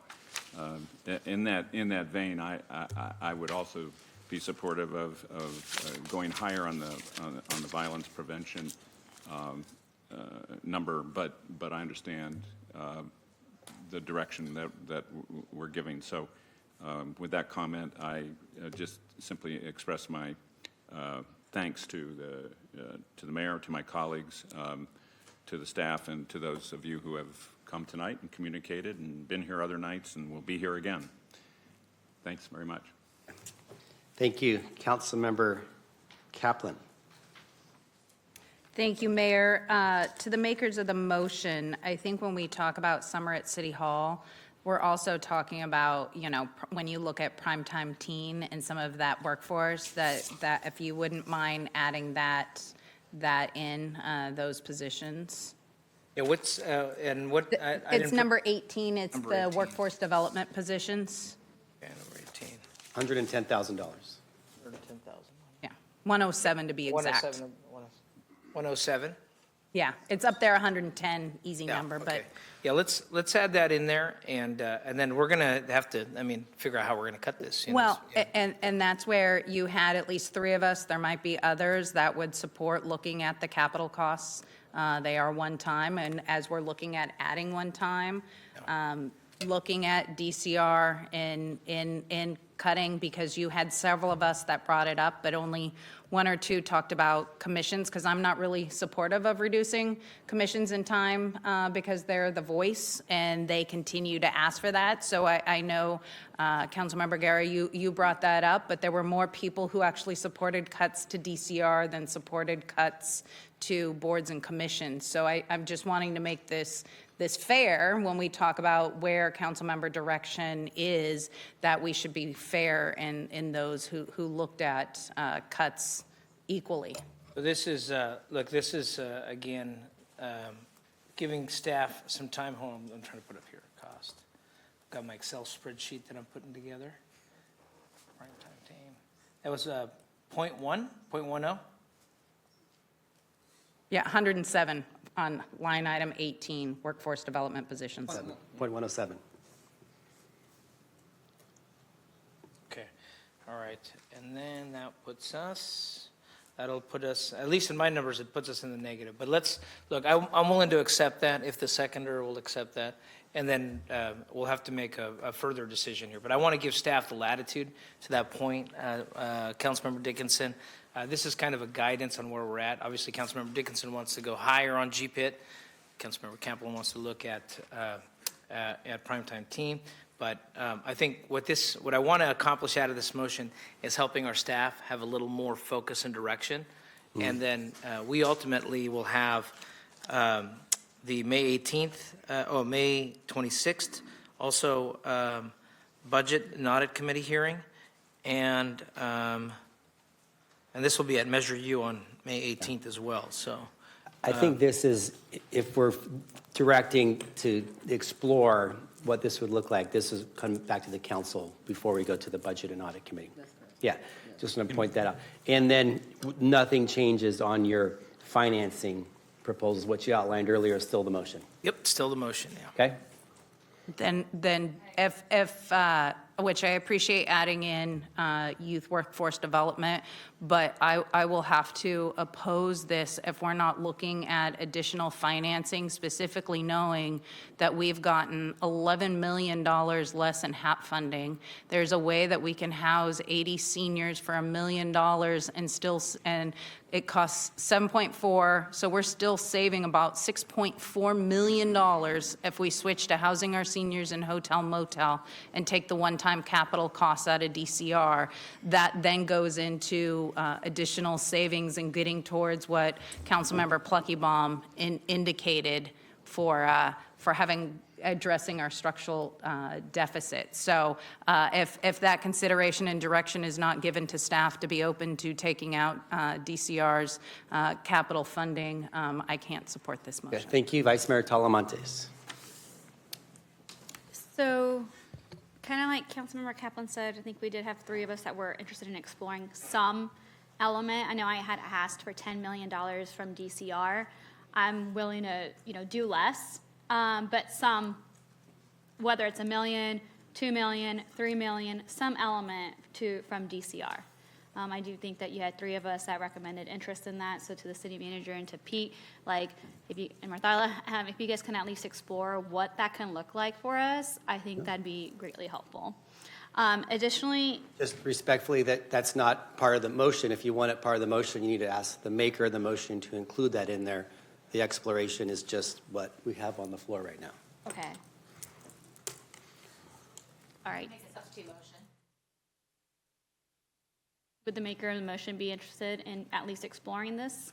And what's the cut on that? We're talking about .057, is that at least what I'm looking at? Yeah, I mean, just in general, on the financing strategies for DCR, I mean, there's different recommendations, and, we had a presentation of how much we spend on DCR for, congregate shelters, for tiny homes, for our different programs, looking at some form of having a reduction on this, even if it's not 10 million, some form of reduction. Here's what we can do. I'll include in the motion that we look at solutions for .057. That's at least how I calculate the math in that area. And if it's from that capital program or another capital program, that's one-time money, then let's focus on that. Okay, that'd be great. 500,000? Okay. And then additionally, for budget and audit, is it going to be the final budget, or are we going to have an opportunity to do more input? No, I just concluded. I'm getting tired. We need to stretch again, Coach. Yes. I just clarified that this will not go to budget and audit, because this is such an issue that we're all essentially on budget and audit committee overseeing the. Got it. Most important thing is the budget. So this will come to the council for further deliberation and potential action. Okay, then, and I'm not sure if this might not have to be part of the motion, but like I said, the city clerk and the city attorney have positions that just it keeps the city functioning, and I don't want them to not be able to be successful at their job. So at mid-year, or if our charter officers find themselves in a position where they can't complete their tasks because they don't have what they need to be able to do it, to please come into closed session and let us know, so we can figure out a solution for you, because we should be able to support you. And like I said, last week, we do have the quarterly reports that Pete sends us about contracts that we have with different third parties, whether it's utilities, fire, police, parks. And for the January 2025 through June 2025 total dollar amount, it was $30,910,000 that we had solely on contracts for that time period. That is $30 million that we have to dissect, look into, and see where we can make additional cuts. Because like Councilmember Guerra said, here we're fighting for $110,000 for summer at City Hall. Meanwhile, we have $30 million in contracts in these last few months, and so we have to explore that. We have to dissect it, and I know in this budget cycle it's not enough time. And we have a new city manager who's coming in and making stuff more efficient, but we do have to look into it because this is such a large pot of money, and would love to, the forensic audit that we have coming up, look into it and see how it can better support our budget. That's it. Okay. So do we need to, Councilmember Vang. Just for clarity, the item that was used for financing to eliminate community ambassador stipends, that wasn't part of the original budget from last week. Is that accurate? That's just a proposal from one of our colleagues. That was not in the list of saving strategies that staff had considered. Okay, yeah, I can't support that because. Is that on your motion right now? It is, yeah. It was in the council member proposal. It was in the council proposal, but it wasn't in the original budget proposal from the city manager. That's correct. Okay, yeah. Yeah, it's going to be really hard for me to take this off the table because we have core city services and we rely on our community ambassadors to actually share in multiple languages the services that we provide. And so if that item is not going to be in the motion, then I can't support it. Okay, so we have a motion on the floor and a second with a recent addition, clarification. Maybe before we take a final vote, can we have the budget director read into the record what you think we're doing? Okay, so here is staff's understanding. So one-time restorations of the following of the following items: the North Sac Economic Development Project for $260,000, the North Sac Code Enforcement Project for $200,000, Heart Center Restoration $274,000, Parks Workers $570,000, Summer at City Hall $132,000, Office of Violence Prevention $270,000, and YPSI Workforce Development $107,000. And for us to look at, What does that add up to? Like 1.8? oh, so that's roughly 1.8 million. Yeah. 0.07, yeah. And then for us to look at, as far as financing, exploring reduced savings from reducing commission meetings, ambassador stipends, eliminating the parks contracting out, and then looking at the EUR and savings, one-time savings in DCR of around $500,000. Exactly. Okay, thank you. That's what I had in my notes right here. And that's about 1.9 roughly. The balance would be the EUR, so Yeah. what we would That use adds up to, balance. the Correct, yeah. restorations adds up to like 1.9? Roughly, yeah. Yeah, it's exactly what we did 2 hours ago on the first round. Yes. Another 1.9. I guessed it. I thought it was, we were going Yeah, to be around well, 1.9. we're spending, the last 1% of the budget is the most impactful. So these decisions aren't easy and come with consequences. So with that, no further comments or questions from council members. We do have a motion and a second. All those in favor, please. Yes. Please call the roll. Councilmember Kaplan? No. Councilmember Dickinson? Vice Mayor Talamantes? I'll pass on this one. Come back to me. Councilmember Pluckybaum? Councilmember Maple? Aye. Mayor Pro Tem Guerra? Aye. Councilmember Jennings? Yes. Councilmember Vang? No. Vice Mayor Talamantes? No. And Mayor McCarty? Aye. The motion passes. Okay. All righty. So that concludes our budget deliberation for the evening. Thank you. Next item.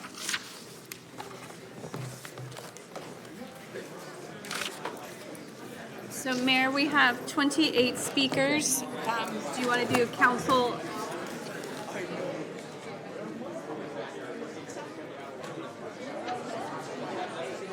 For members of the audience that are leaving, please exit quietly. We do have 28 speakers for matters not on the agenda.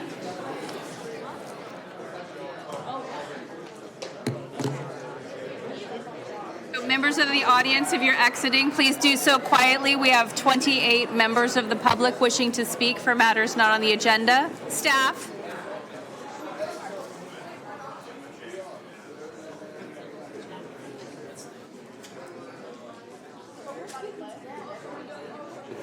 You can take a recess. You can stand up. You can walk around.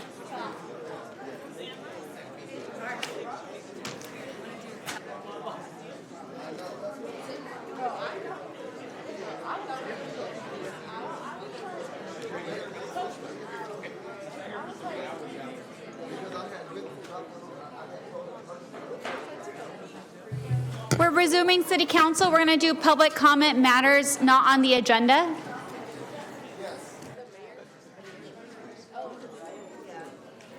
I have 28 speakers for matters not on the agenda, so if I call your name, please line up in the middle aisle. The first speaker is Lambert, Christina Rodgels, Andrea Collins, Sarah Muhammad, Anthony Kirby.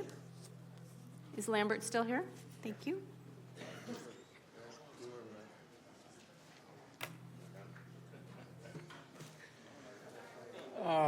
Based upon what I've heard tonight, and I took some notes, I keep hearing about North Sacramento development. And that's puzzling to me because here you have a potential cash cow in District 2, Mr. Dickinson, and the rest of you, including the Economic Department. I've never heard any phone calls from you. We're going to prove to you in the next 8 months that we're going to dwarf these numbers I've been hearing tonight. These numbers are small to me, 200,000, 300,000 and stuff. How's that going to help you get out of a deficit? The other thing is city attorneys. You don't need a lot of city attorneys. You have about 6 right now. Your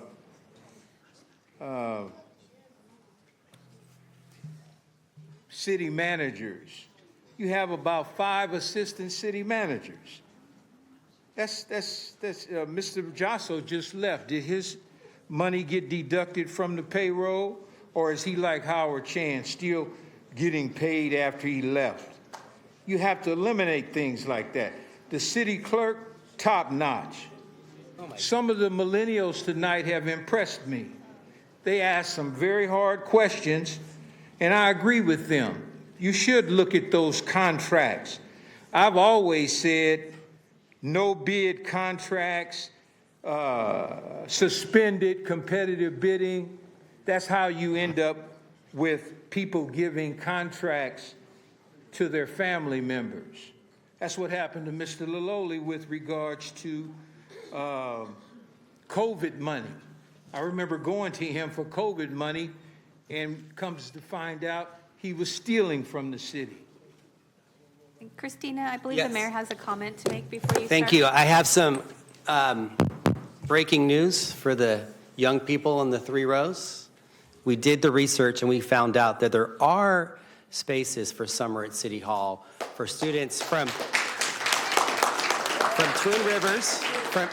Twin Rivers, and there's the waiting list for students from Sac City and Natomas. But if you're on the waiting list, we'll try to make sure we get you in. So make sure you apply.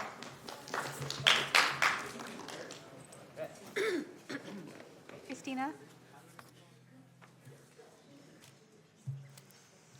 Okay, I'm going to assume that all of you may not know about the harm reduction resources that will be offered that are being offered at our city libraries during the month of May. And this is an example where compassion and common sense have kind of gone their separate ways. My kids practically grew up in our Sacramento library system, and I understand the value of free books and services to children, families, and the elderly, especially those on a tight budget. And the library has always been considered a trustworthy, safe space. And although a library is welcome to the public, inviting active drug users is not smart. There are plenty of other places to offer harm reduction resources where children do not frequent. The library is comparing harm reduction materials to blood pressure and vaccine resources on their website post. This is also very unwise. Are health programs good? Yes, but you are not a good person if you invite drug users to visit spaces where children and families are, period. Because if you're telling drug users this is a safe space for them, it means you are telling families they can no longer trust the library to be a safe space for their children. For example, who determines which addicts are harmless and which are not? How do you manage active drug use outside the library grounds? You can't. As noted, the city has had to manage a budget deficit, which means there isn't enough security and law enforcement to babysit libraries to keep families from being impacted by illegal drug behavior and use. So again, there are many other places to distribute harm reduction services without involving public spaces children and families rely on, and I'm very disappointed that this is how the city and our library system plan to celebrate the month of May. Thank you. Andrea is our next speaker. Then Sala. Andrea? Hi. Good evening, everyone.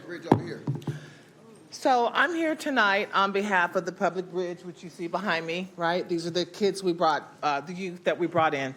So let me introduce myself. My name is Andrea Collins. I am the supervising chaperone with the Public Bridge Corporation. I spent over 30 years working within the juvenile justice system as well as corrections.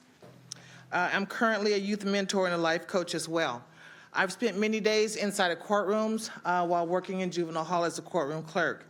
And I've watched many of our youth get sentenced daily to sentences that were oftentimes more years than they've been here on this earth.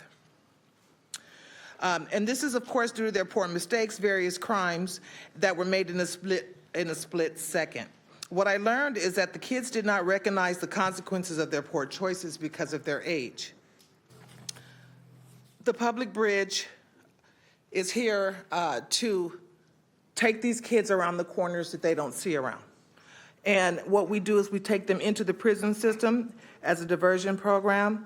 And again, we take them around the corners where they can see firsthand where their bad choices will lead them. Most of our kids that we have, they're not kids that have been in trouble. These are good kids. They go to school. We try to get them before the trouble starts. These young men leave prison with a spirit of gratefulness, humility, and respect for themselves and for others. Thank you. Next speaker is Salah Mohammed, and then Anthony Kirby. Start off with your name, how old you are, what school you go to. That's it with everybody. Good evening. My name is Salah Mohammed. I'm from Sheldon High School, and I'm 17 years old from Sheldon High School in Elk Grove, California.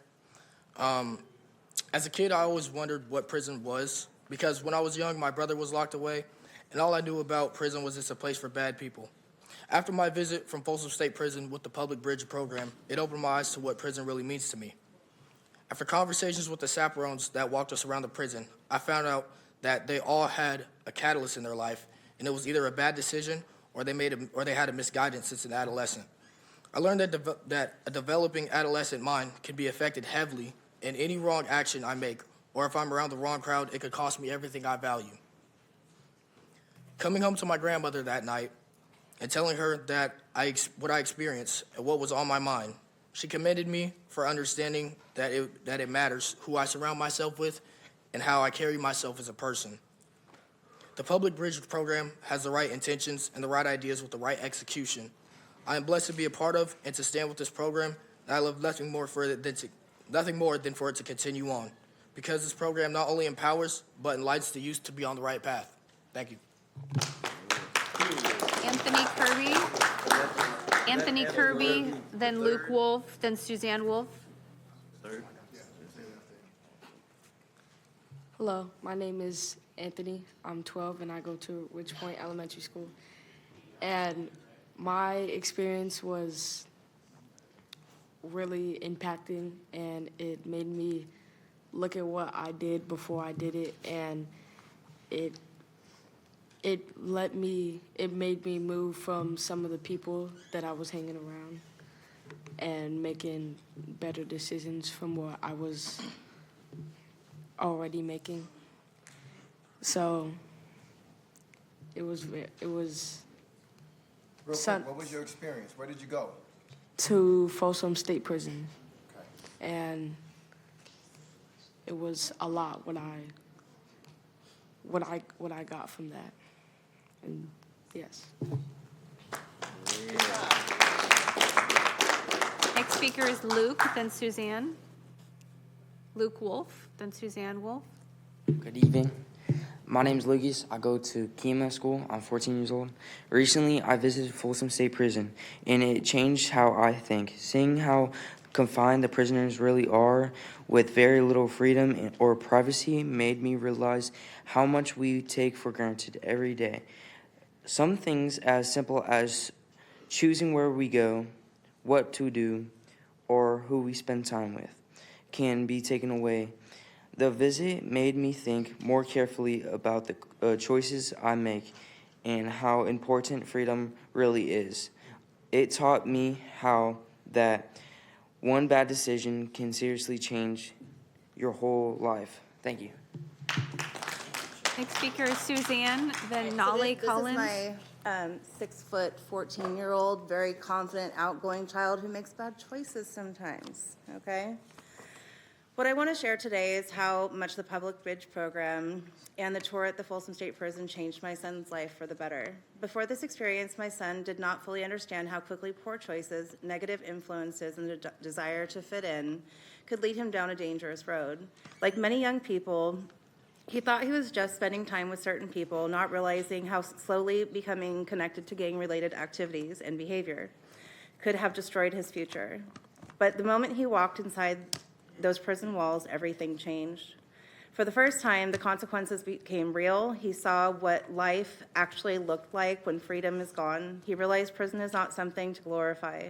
It is isolation, it is regret, it is lost time that can never be returned. The experience forced him to look honestly at his own life and the direction that he was heading. He realized that he did not want to be a part of that world. He did not want to lose his freedom, his family, the opportunity to build a future for himself. And what stayed with me the most, being a parent, was hearing him talk about appreciating the little things, sleeping in his own room, in his own bed, being home with his family instead of confined inside a prison cell. Those may sound like simple comforts, but to a young person finally understanding what incarceration means, those are big and everything. That is why the program like this matters. Taking away programs that help troubled youth before they come incarcerated is like taking away therapy from somebody who's struggling with mental illness. And then you act surprised when they spiral deeper into crisis. Prevention matters, intervention matters, guidance matters. Not every child responds to lectures. Not every child learns from warnings alone. Some need to see reality firsthand, truly understand the consequences of their choices. This program gave my son understanding in the way that nothing else could. Because of this experience, he thinks differently, acts differently, sees a future differently. Thank you for your comments. Your time is complete. Our next speaker is Nale Collins, then Nicholas Lopez. Say that number again, please. Nale, N-A-H-L-E. Oh, Najee. Najee, thank you. Najee, then Nicholas Lopez. Good evening, everyone. My name is Najee.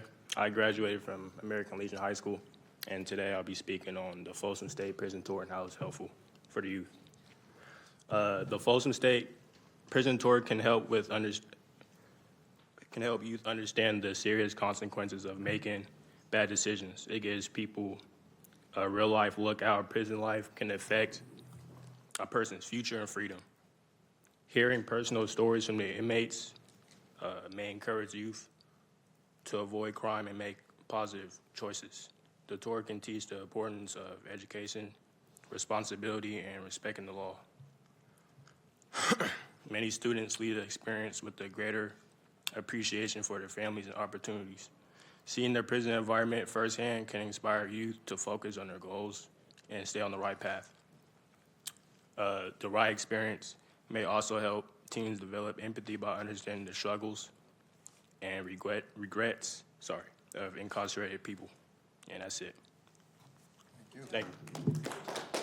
Next speaker is Nicholas Lopez. Nicholas Lopez, then Caleb Johnson, then Nehemiah Bowling.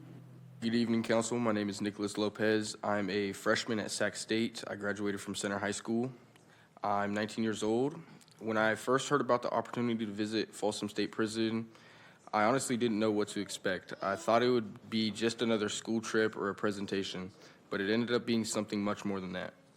Walking through the prison and hearing the stories from the inmates made everything feel very real.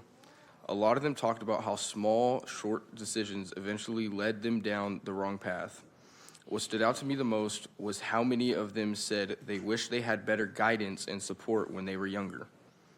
That experience made me think differently about my own future. It reminded me that every choice matters, even the ones that seem small in the moment. It also showed me how important it is for young people to have positive programs, mentors, and opportunities that help keep us focused and in the right direction. I believe programs like this are important because they do more than just warn the youth about prison. They encourage us to think bigger about our lives, our goals, and the kind of future we want to build for ourselves. I'm thankful I was given this opportunity, and I hope more of my peers can experience the same opportunity that I had. Thank you. Thank you. Next speaker is Caleb, then Nehemiah. Hello, my name is Caleb Johnson. I'm 17. I go to Rio Cazadero High School. I'm here representing Public Bridge. It was brought to my attention recently by my mom. I haven't been yet, but I just came to support and say that I think it's a really good opportunity. A tour of Folsom State Prison gives young people a real and educational experience that cannot be fully understood through movies or books alone. With this tour, we get the chance to see the reality of prison life, learn how the correctional system works, and understand the consequences of crime and poor decisions. This experience can encourage young people to make smarter choices and appreciate their freedom. Overall, the tour is good because it combines educational, history, and personal reflection. It can help others think more carefully about their future, understand the impact of crime, and recognize the value of second chances and positive life choices. Thank you. Next speaker is Nehemiah, then Brylan Island.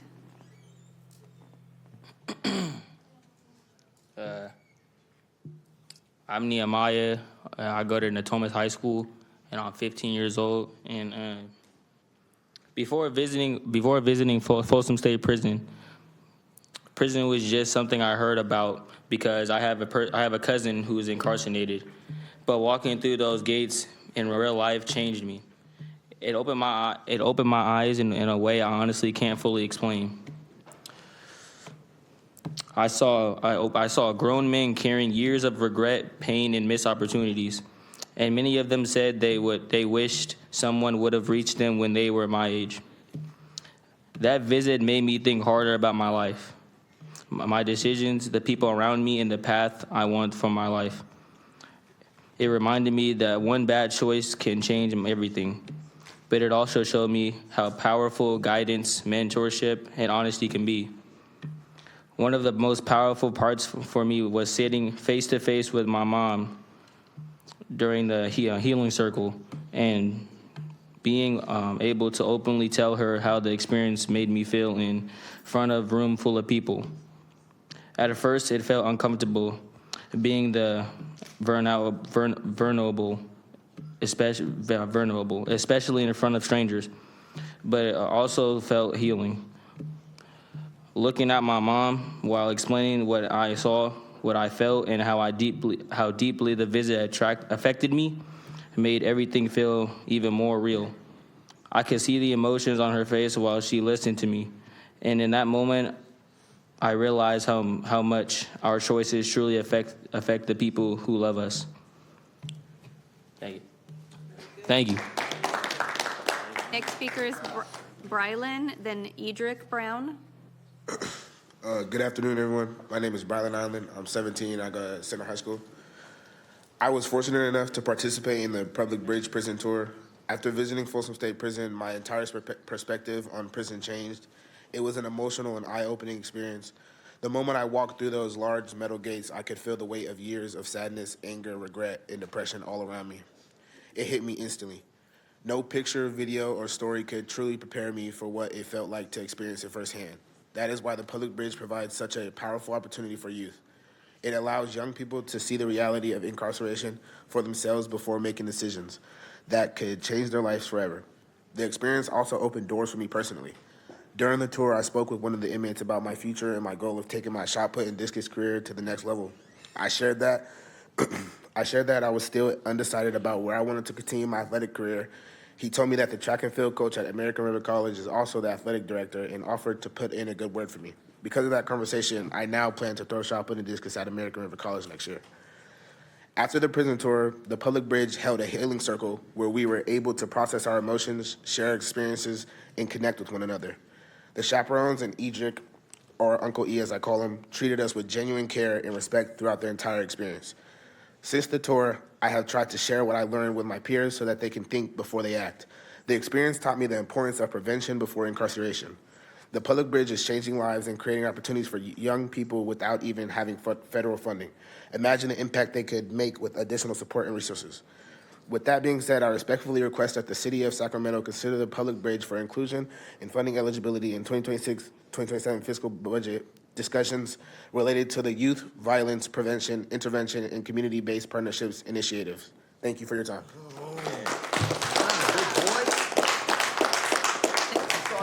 Next speaker is Edric Brown, then Leah Shank. I don't know if you overlooked them. Both names are Anthony, the son and the father. I put them right behind each other. Please bring him.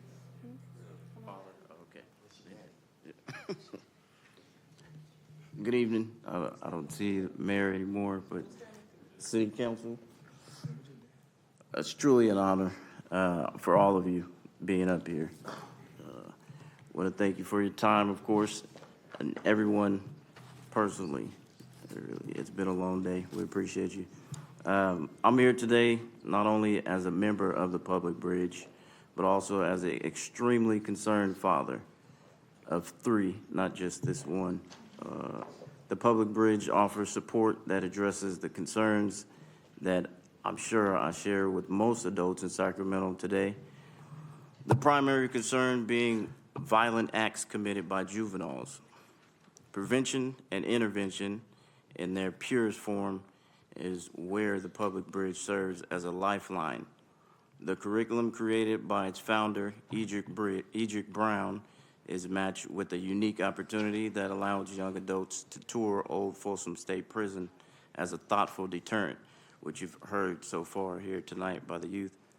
There's also a youth center where the youth are given access to multiple recreational activities in a safe space that is currently in limbo due to the lack of funding. So as we begin to outpace our internal resources, AKA personal checking account, saving account, Edric's account, I respectfully ask that the city of Sacramento consider the Public Bridge of inclusion when it comes to the 2026 and 2027 fiscal budget. The Public Bridge has a growing waiting list of families who are eagerly waiting for this opportunity and intervention. As we all know, the youth is not waiting, and our community shouldn't have to wait either. Thank you. Speaker is Edric Brown, then Leah Shank. Edric, then Leah. Thank you, everyone. My name is Edric. I'm the founder of the Public Bridge Corporation, a Sacramento nonprofit organization. Personally, the year 2003, I made a terrible decision. I discharged a weapon at a firearm that led to me facing a judge in the Sacramento court system, and he asked his colleagues one question: do I got to give this 18-year-old youth a life sentence in California State Prison? I discharged a weapon at a vehicle. No one was injured. However, I received life in prison. I did 23 years in prison. I paroled from Folsom State Prison, where I came out here with the agenda to look at everybody that was my age when I committed that crime, and all the poison that I poured into Sacramento, I'm now replenishing with positivity. I want to congratulate all y'all for using your voices. These kids, I went and picked these kids up from school. They haven't had nothing to eat. I had a whole speech. I'm not saying nothing. I'm gonna make it about y'all. Every last one of y'all went in prison. Like I said that day, I'm gonna say it now. Take it to the streets, tell everybody. We're unfunded. Nobody funds this. This funds come from the trust account that my family built up for me while I was incarcerated. I get criticized every day. Edric, you got no 401k plan. You got none of that. None of that matters because I'm the one in this position to enable all this to happen. The more dollars I put in my pocket to try to have for me, the more I take away from them and the opportunity for them to see the realities of what happens behind prison. So every kid that you see right here, I done talked to their parents. I done sat on their couches, and some of their parents is right here, and they have demonstrated, they can tell you about the demonstration of the growth. So my request here is, I gave you guys all briefs. Once again, we're not funded. We're asking that you guys consider including us in this budget so that I can therefore reach more. Because in every district that I see right here, I have kids in every district that's waiting to go through this program. 65 families as we speak, 33 volunteers in the Sacramento. After we're done with Folsom State Prison, we're taking them to Sac State. Then we're taking them to Sacramento Library. Sacramento, we need your help.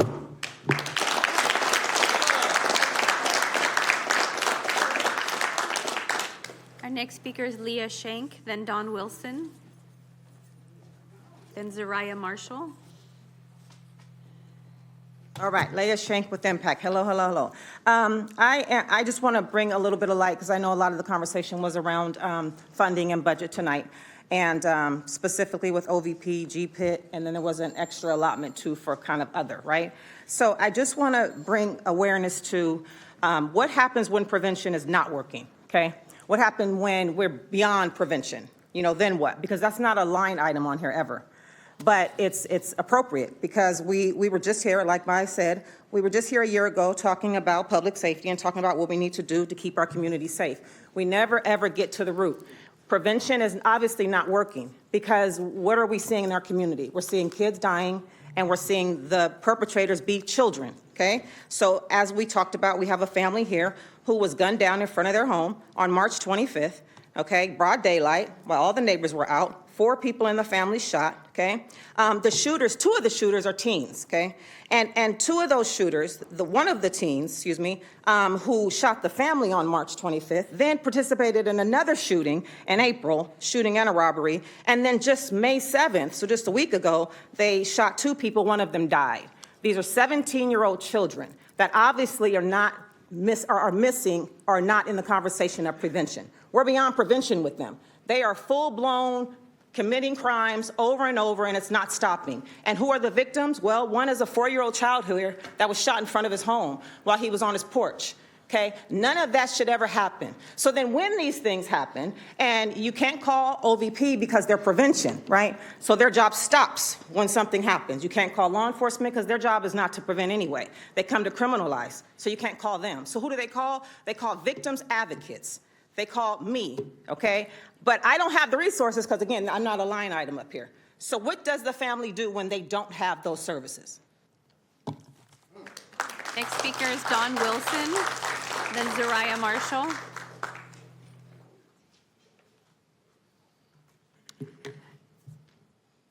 Thank you. That was a great intro because that was going to be my next question. What do families do? I had a speech written, and a speech isn't what we need here. We need to put faces to the numbers you guys have been talking about.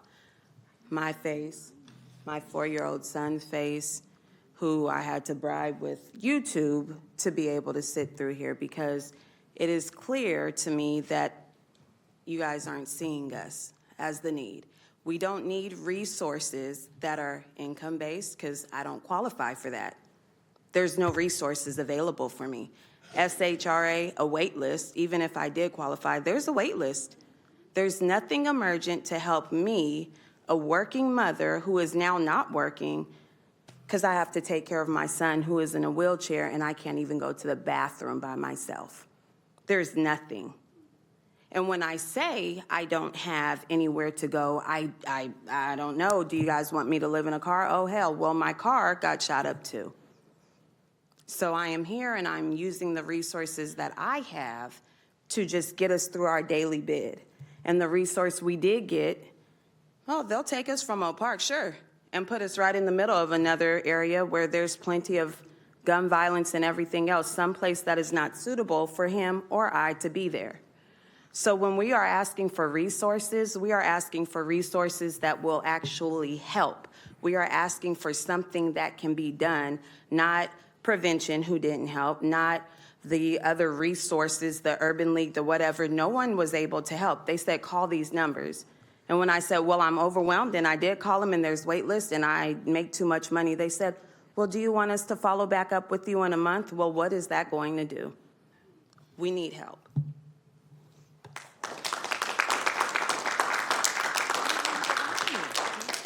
Next speaker is Zariah Marshall, then Paris Dye, then Milo Mobbington.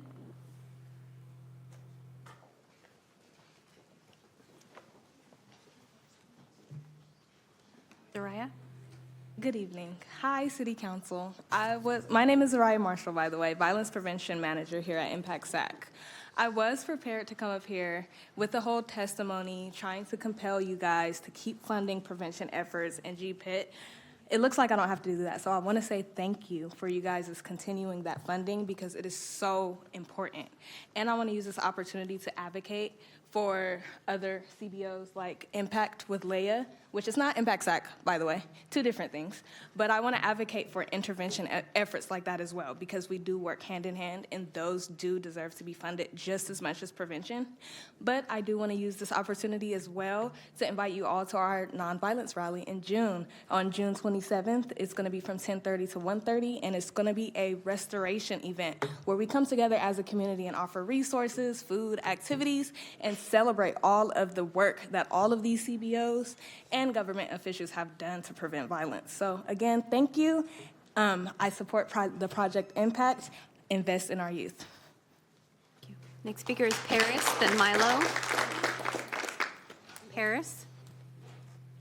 Hi, I'm Paris Dye. I'm Executive Director for Impact SAC. I want to say, thank you so much.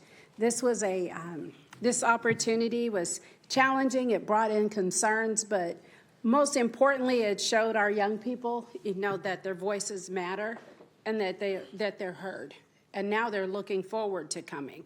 The program ended where they were getting paid to show up, and they're still showing up. So when people tell you don't pay teens to show up, they show up anyway. But Impact SAC, our mission is to connect people to power. And specifically, our mission is to connect young people to the power of their voice so that they can become the best advocates for themselves and for their peers and their community.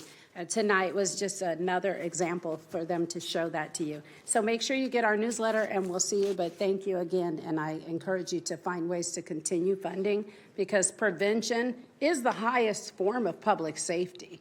If it's put in everywhere, it works.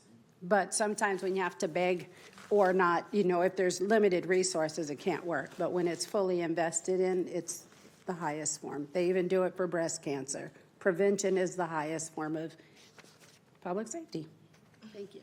Next speaker is Milo, then Kaylee Bullard, then Ariana Sechao. Milo? Hello. Hello, I'm Milo. I'm a mentor at Impact SAC. And I would like to say I hope we keep our funding going because we are bringing the youth and showing them how to use their voice, showing them how to stay out the system, the violence, and showing them the right way to use their voice and be a part of a community. We're also building a family. We're also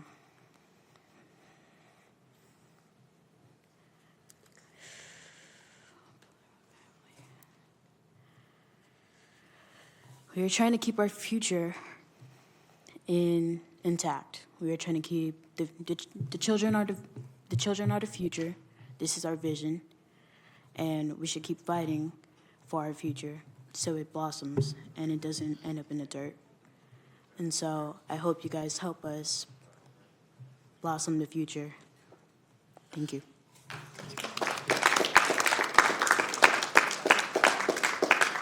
Speaker's Kaylee. Yes.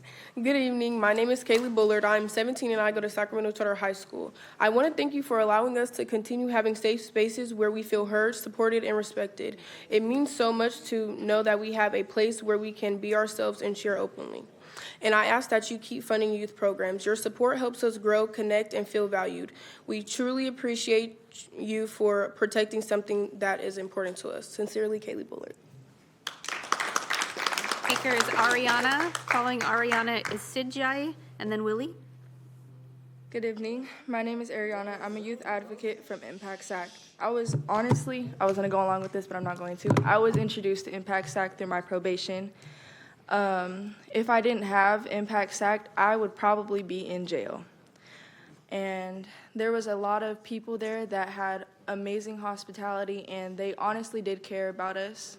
And they still do. I was there to continue my community service, but I ended up going a little bit more after my community service. I still go, and now I'm a worship leader at the Liberty Towers Church.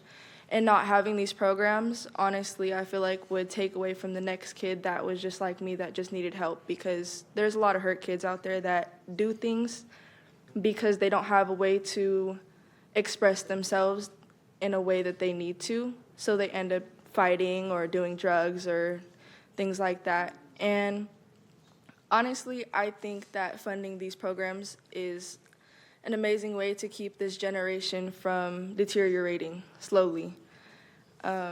So I just want to say thank you for funding these programs, because without these programs, I wouldn't be in the spot that I am now and being the person I am today. Thank you.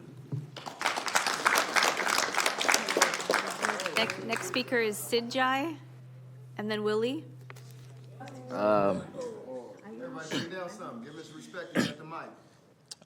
I would like to say thank you for bringing back youth funding, and I don't really have much to say up here, but we're in this together.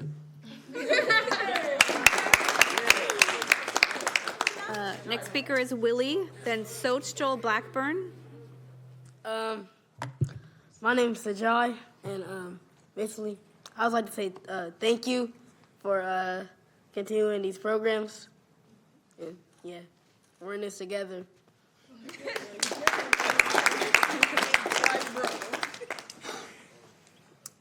Good evening. My name is Sochil Blackburn. I'm with Impact SAC. One thing I've learned is that we are all depending on the youth to help create a stronger foundation for our future generations. Impact SAC has helped me realize that our differences don't divide us and they make us stronger. It's a place where we build real connections and learn how to uplift each other, and that's something a lot of young people need. Thank you for giving us the opportunity to be heard. Your willingness to listen shows that youth voices truly matter. Moments like this remind us that we have power to speak up, share our ideas, and be a part of real change. The program gives us resources, knowledge, and opportunities that will last way longer than money. It builds our confidence and prepares us for the future. At the same time, this stipend doesn't help, does help and show that our time and effort are valued. That is why programs like this are important to keep. Thank you for listening to us, and this is what matters most to us. Thank you. I have 5 more speakers: Akira Curtis, Jaden Talbot, Kaysel Wilson. Good evening. My name is Akira Curtis. I just want to take time to thank you for the moment, thank you for taking time to listen to us. It really means a lot to know that youth voices are being heard. Programs like Impact Side give us a space where we feel supported, where we can be ourselves, or where we can belong. Without them, a lot of young people wouldn't have a sense of connection or stability. These programs are really important to our mental health. They give us a place to go if we're feeling stressed or overwhelmed, or just need someone to talk to. Not every teen has that support in their everyday life, so having a space like this makes a real difference. It helps us feel heard, understood, and less alone. They also play a big role in violence prevention. When young people have something positive to do or people to be with who care about them, it just keeps us out of trouble or focused on better choices. We're surrounded by support, guidance, and opportunities instead of negative influences. For me, Impact SAC has been more than just a program. It has been a second home where I've been able to build strong friendships, bonds, and where I feel like I'm a part of a family, and where I know I can go where I can go to people wherever I need help or advice. So when I found my voice, it's also where I found my voice and gained confidence in who I am. Because of all this, I just want to say thank you again for listening and supporting programs like Impact SAC. They truly make a difference in lives like young people like me. Thank you. Next speaker is Jaden, then Kaysel. First time I came up here, I was an observer. Second time I came up here, I was a speaker. And today I came as both. I want you to understand what is happening up here today. Do you see the people that are behind me, the students, the young leaders, the young mentors that chose to take their time to come up here and speak to you guys because they know that what we're talking about today matters not just to them, but to everybody in their community, right? Because of the programs that they've been in, because of the programs that exist today, they chose to stand up here and advocate not for themselves, but for the rest of the youth that don't get a chance to be up here. So when you look in every single one of these students' faces, every one of these young leaders' faces, I want you to look to yourself and say, am I going to take away their foundation? Am I going to watch them fall and look the other direction? Because what I see behind me, I see our future. I see people that were built up because of these programs and because intervention and prevention exist. So when you choose to delete that, you're saying that essentially we don't care about what happens in our future. We don't care about our friends' kids or your kids' future. But I also want to say thank you to you guys for taking your time out to listen to us, because some of the kids, some of the students up here, that's all we want, right? We just want to feel like you guys are listening. We want to feel like we're heard. So you guys taking out the time and effort to listen to us and respect us means so much. And with the last few seconds up here that I have, I want to say I will be in one of those seats.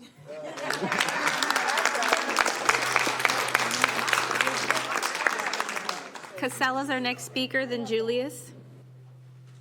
Cassell, then Julius. Sorry. Good evening. Hard act to follow right there. That's great. I'm back again. I am one of the surviving victims of the Oak Park shooting that happened on March 25th.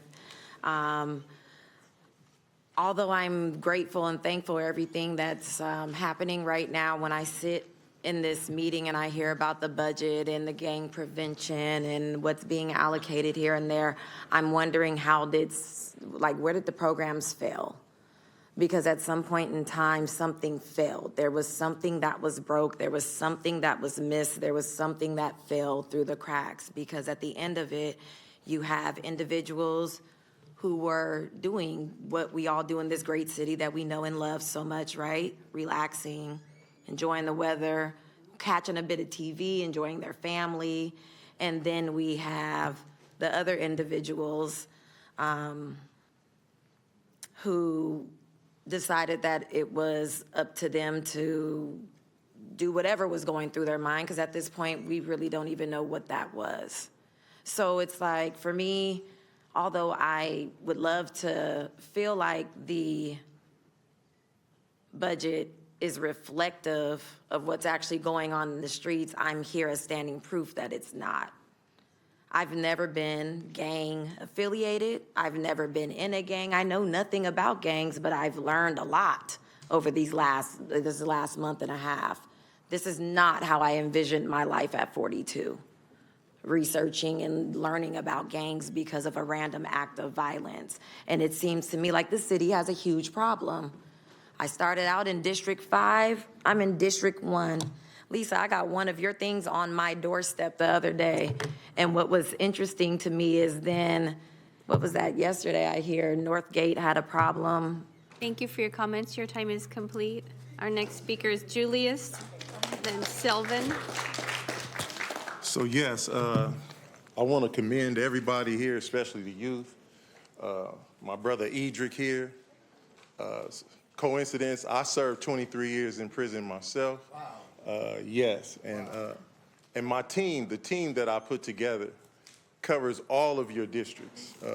And Jennings, you know that. Ma, you know that. I want to talk about intervention. So when you have a situation, if Oak Park is into it with Meadowview, you need somebody from Meadowview who can talk to the children, the youth from Meadowview, but also somebody from Oak Park that's communicating and collaborating and has a strategic plan on how to de-escalate the situation. To my knowledge, Movement for Life is the only team like that in Sacramento that has individuals from every other team, from every neighborhood. And we've been doing, and we have the relationships over, 8 years now. I want to say this too, would love to collaborate with this brother. I think it's great that you actually take young people to see what they're facing because they have no idea, because they see what's on social media and it's zuzus and wham-whams and family visits, and they don't see the ugly part of it. So I want to close by saying this. I think that when you look at prevention and you look at what intervention and prevention can do together with law enforcement doing their job and understanding their roles. I think in a nutshell, those who don't understand CVI work, community violence intervention and prevention, they think that public safety is crime, court, arrest, warehouse, prison, and that's it. So that's why the solution is more police, more police. But you just saw what happened at Natomas High. There's nothing that the police can do. There's Thank you for your comments. Your time is complete. And our final speaker is Selvin Griggs. Movement for Life.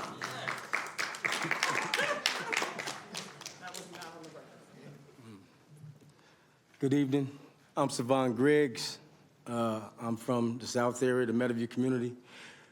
I've been home 4 years after doing 32 years in prison for being a liability to myself, my family, my neighborhood, the city. I've gotten home specifically to come be an asset and repair my neighborhood the best I can. And I work with Movement for Life. That's my boss. He made sure when I got home, I ended up having this job to do this work I'm passionate about. It's like I was my first mentor, and I mentor these young men that's at the center of gun violence because me coming from prison, I have relationships with a lot of the young men at the center of gun violence. They'll listen to our advice. They might not just take it, but they're gonna listen. And they know I come and bring sincere guidance. I don't speak from books. I speak from my own scars, my own pain. And I know Moving for Life, we've been doing a lot of work, Oak Park, the North, the South, and we definitely need funding. But we deal with a different population more specifically. We do prevention, but we do intervention.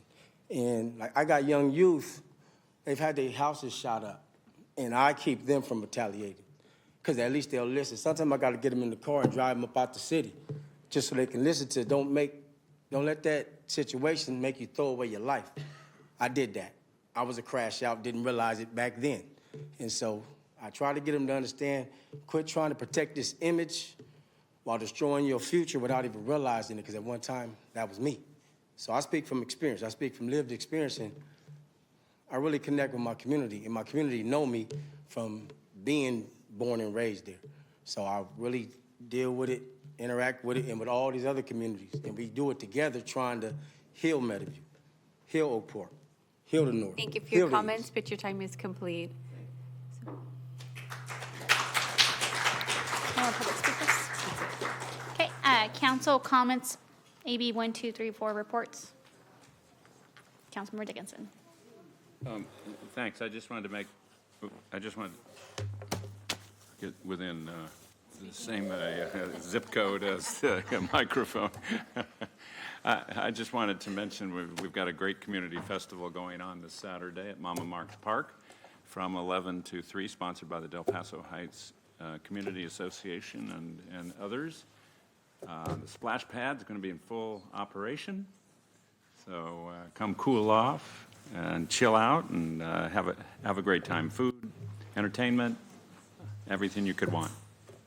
11 to 3 this Saturday at Mama Marks Park. Thanks. Okay, Mayor Pro Tem Guerra. Yeah, hi. This is for the city manager, and I'd like to work with Councilmember Plekebaum. I received some concerns from constituents about the recent parking restrictions in McKinley Park, and want to make sure that we have enough outreach and education on what those are. I think a lot of folks were caught off guard and had some confusion about that and received tickets this evening after their regular tennis match. So if we can at least get that information out, greatly appreciate it. And glad to follow up with our constituent team with the city manager. Thanks. And then for me, Cafecito con Karina is this Thursday. I do open office hours from 9 to 10 every single month at Donuts and Coffee. So if you're interested in stopping by, everyone's welcome. Okay, seeing no other council members punched up to speak, this meeting is adjourned at 9:02.